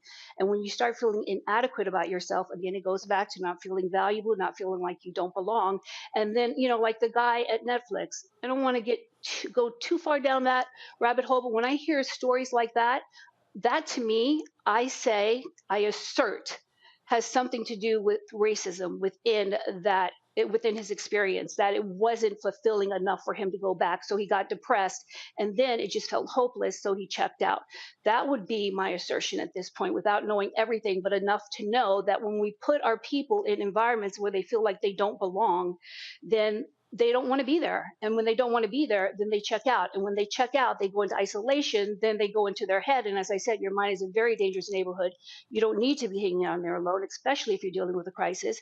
And then they just check out because it's hopeless. It becomes hopeless, and suicide just becomes the only viable option when you want something to stop. But again, I want to just underscore for anyone who's listening, if you feel like you want to kill yourself, check in with yourself. It's not that you want to kill yourself. Consider there's something in your life that you need to kill off. And don't collapse that with killing yourself. Don't allow a temporary crisis to lead to a permanent experience. All right, then. Troy, always glad to have you. First off, again, let people know your website, how to reach you. Okay, you can reach me at Mindology for Youth. That is the organization, that's the educational initiative that I've created to provide mental health fitness for kids. We're in schools. If you're a principal, you're a teacher, we want to be in your school. There is no charge for our programs.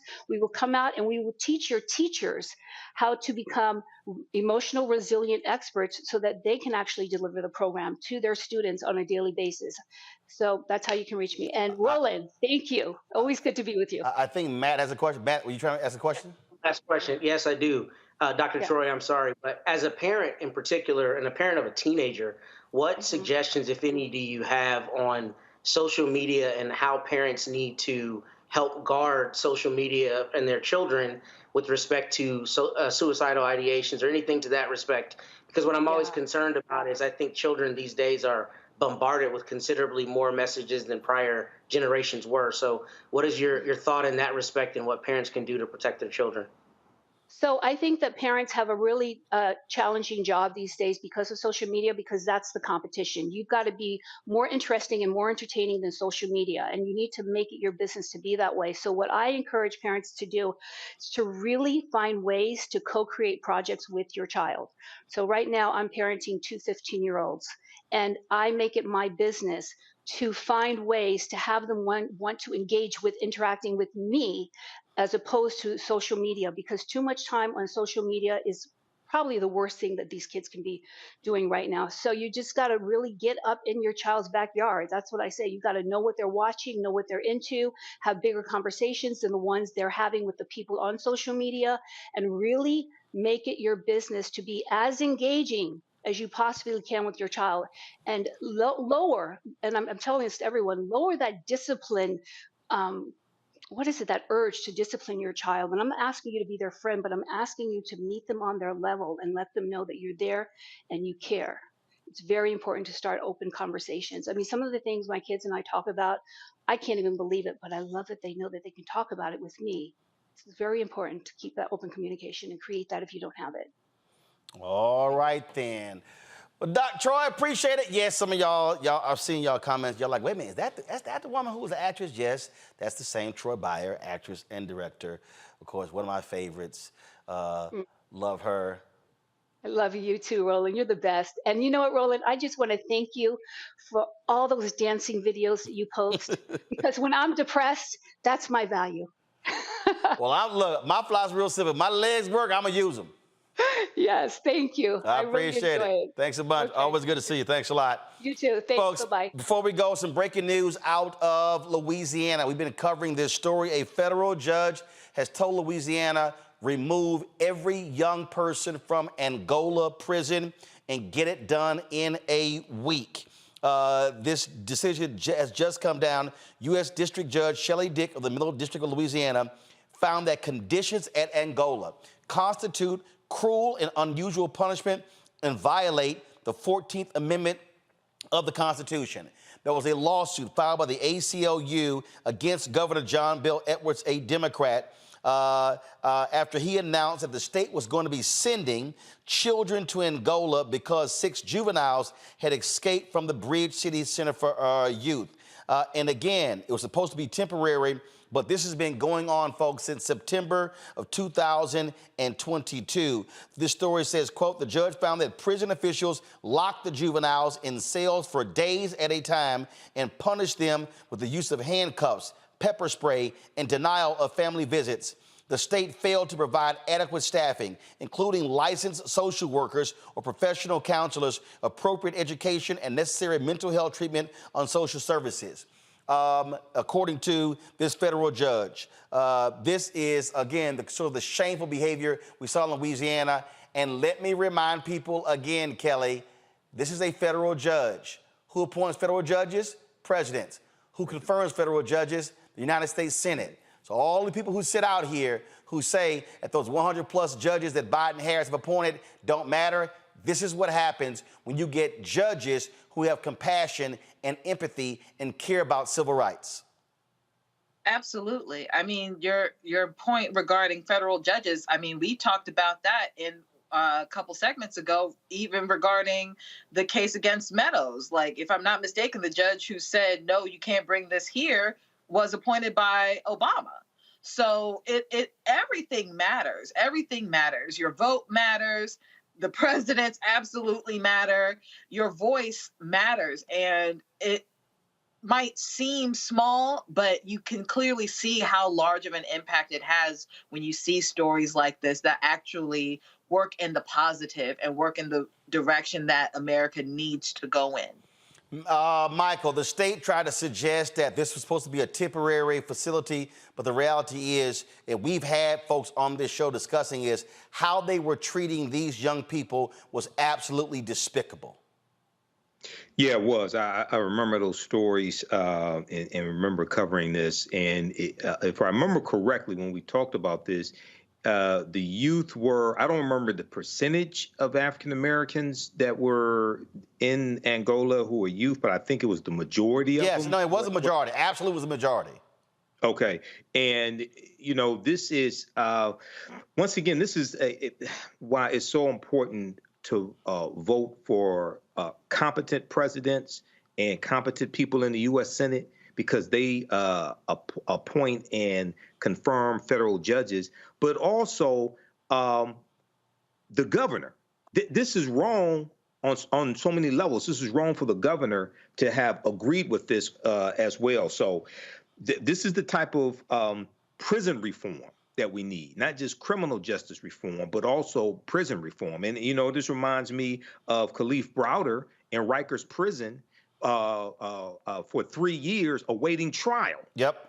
And because of the horror that he suffered, you know, he's eventually released. Okay. He was never convicted. He declared his innocence, but because of what he suffered there, he ends up committing suicide. Matt, 320 kids were sent there, 80% of them Black. Yeah, and every single one of those families should get, you know, unlimited mental health and all of the treatment that the children need, because the reality is our juvenile system is set up completely different from our adult system to at least theoretically recognize the fact that children are not fully formed adults, right? And mentally, the trauma from being put in somewhere like Angola, which we know is a historically brutal place for adults, let alone children, is something that is going to stand with them forever. So I'm hoping that this is more than just the judge saying, them, you know, get them out of there. I'm hoping there's an actual reparative program, and I'm not a high believer that will happen by the state's just own benevolence, but I'm hoping that does happen for these kids. But I'm glad to see the judge made a decisive decision in this case. And to your point, there was a 17-year-old kid who was transferred there in October of last year, diagnosed with ADHD, PTSD, and bipolar as well. Said his nightmares related to his trauma history have only gotten worse. And so, again, that is a great decision. Folks, that is it for us. Matt, Michael, as well as Kelly, I appreciate y'all joining us on today's show. Thank you so very much. Everybody who's watching and listening, please support us in what we do. Download the Black Star Network app, Apple phone, Android phone, Apple TV, Android TV, Roku, Amazon Fire TV, Xbox One, Samsung Smart TV. Also, please join our Bring the Funk fan club. The conversations that we're having are not being held on mainstream media. You aren't even seeing this many Black commentators at one time on mainstream television. And so when you support us with your dollars, you are supporting us telling these stories. Send check and money orders to P.O. Box 57196, Washington, D.C. 20037-0196. Cash App, $ RM Unfiltered, PayPal, R Martin Unfiltered. Venmo is RM Unfiltered. Zelle, roland@rolandsmartin.com, roland@rolandmartinunfiltered.com. Be sure to get a copy of my book, White Fear, How the Browning of America is Making White Folks Lose Their Mind, available at bookstores nationwide.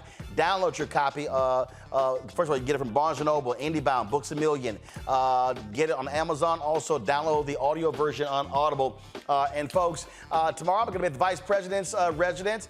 She's having a celebration of hip-hop 50 years, and so I'll have some of that for you for Monday's show.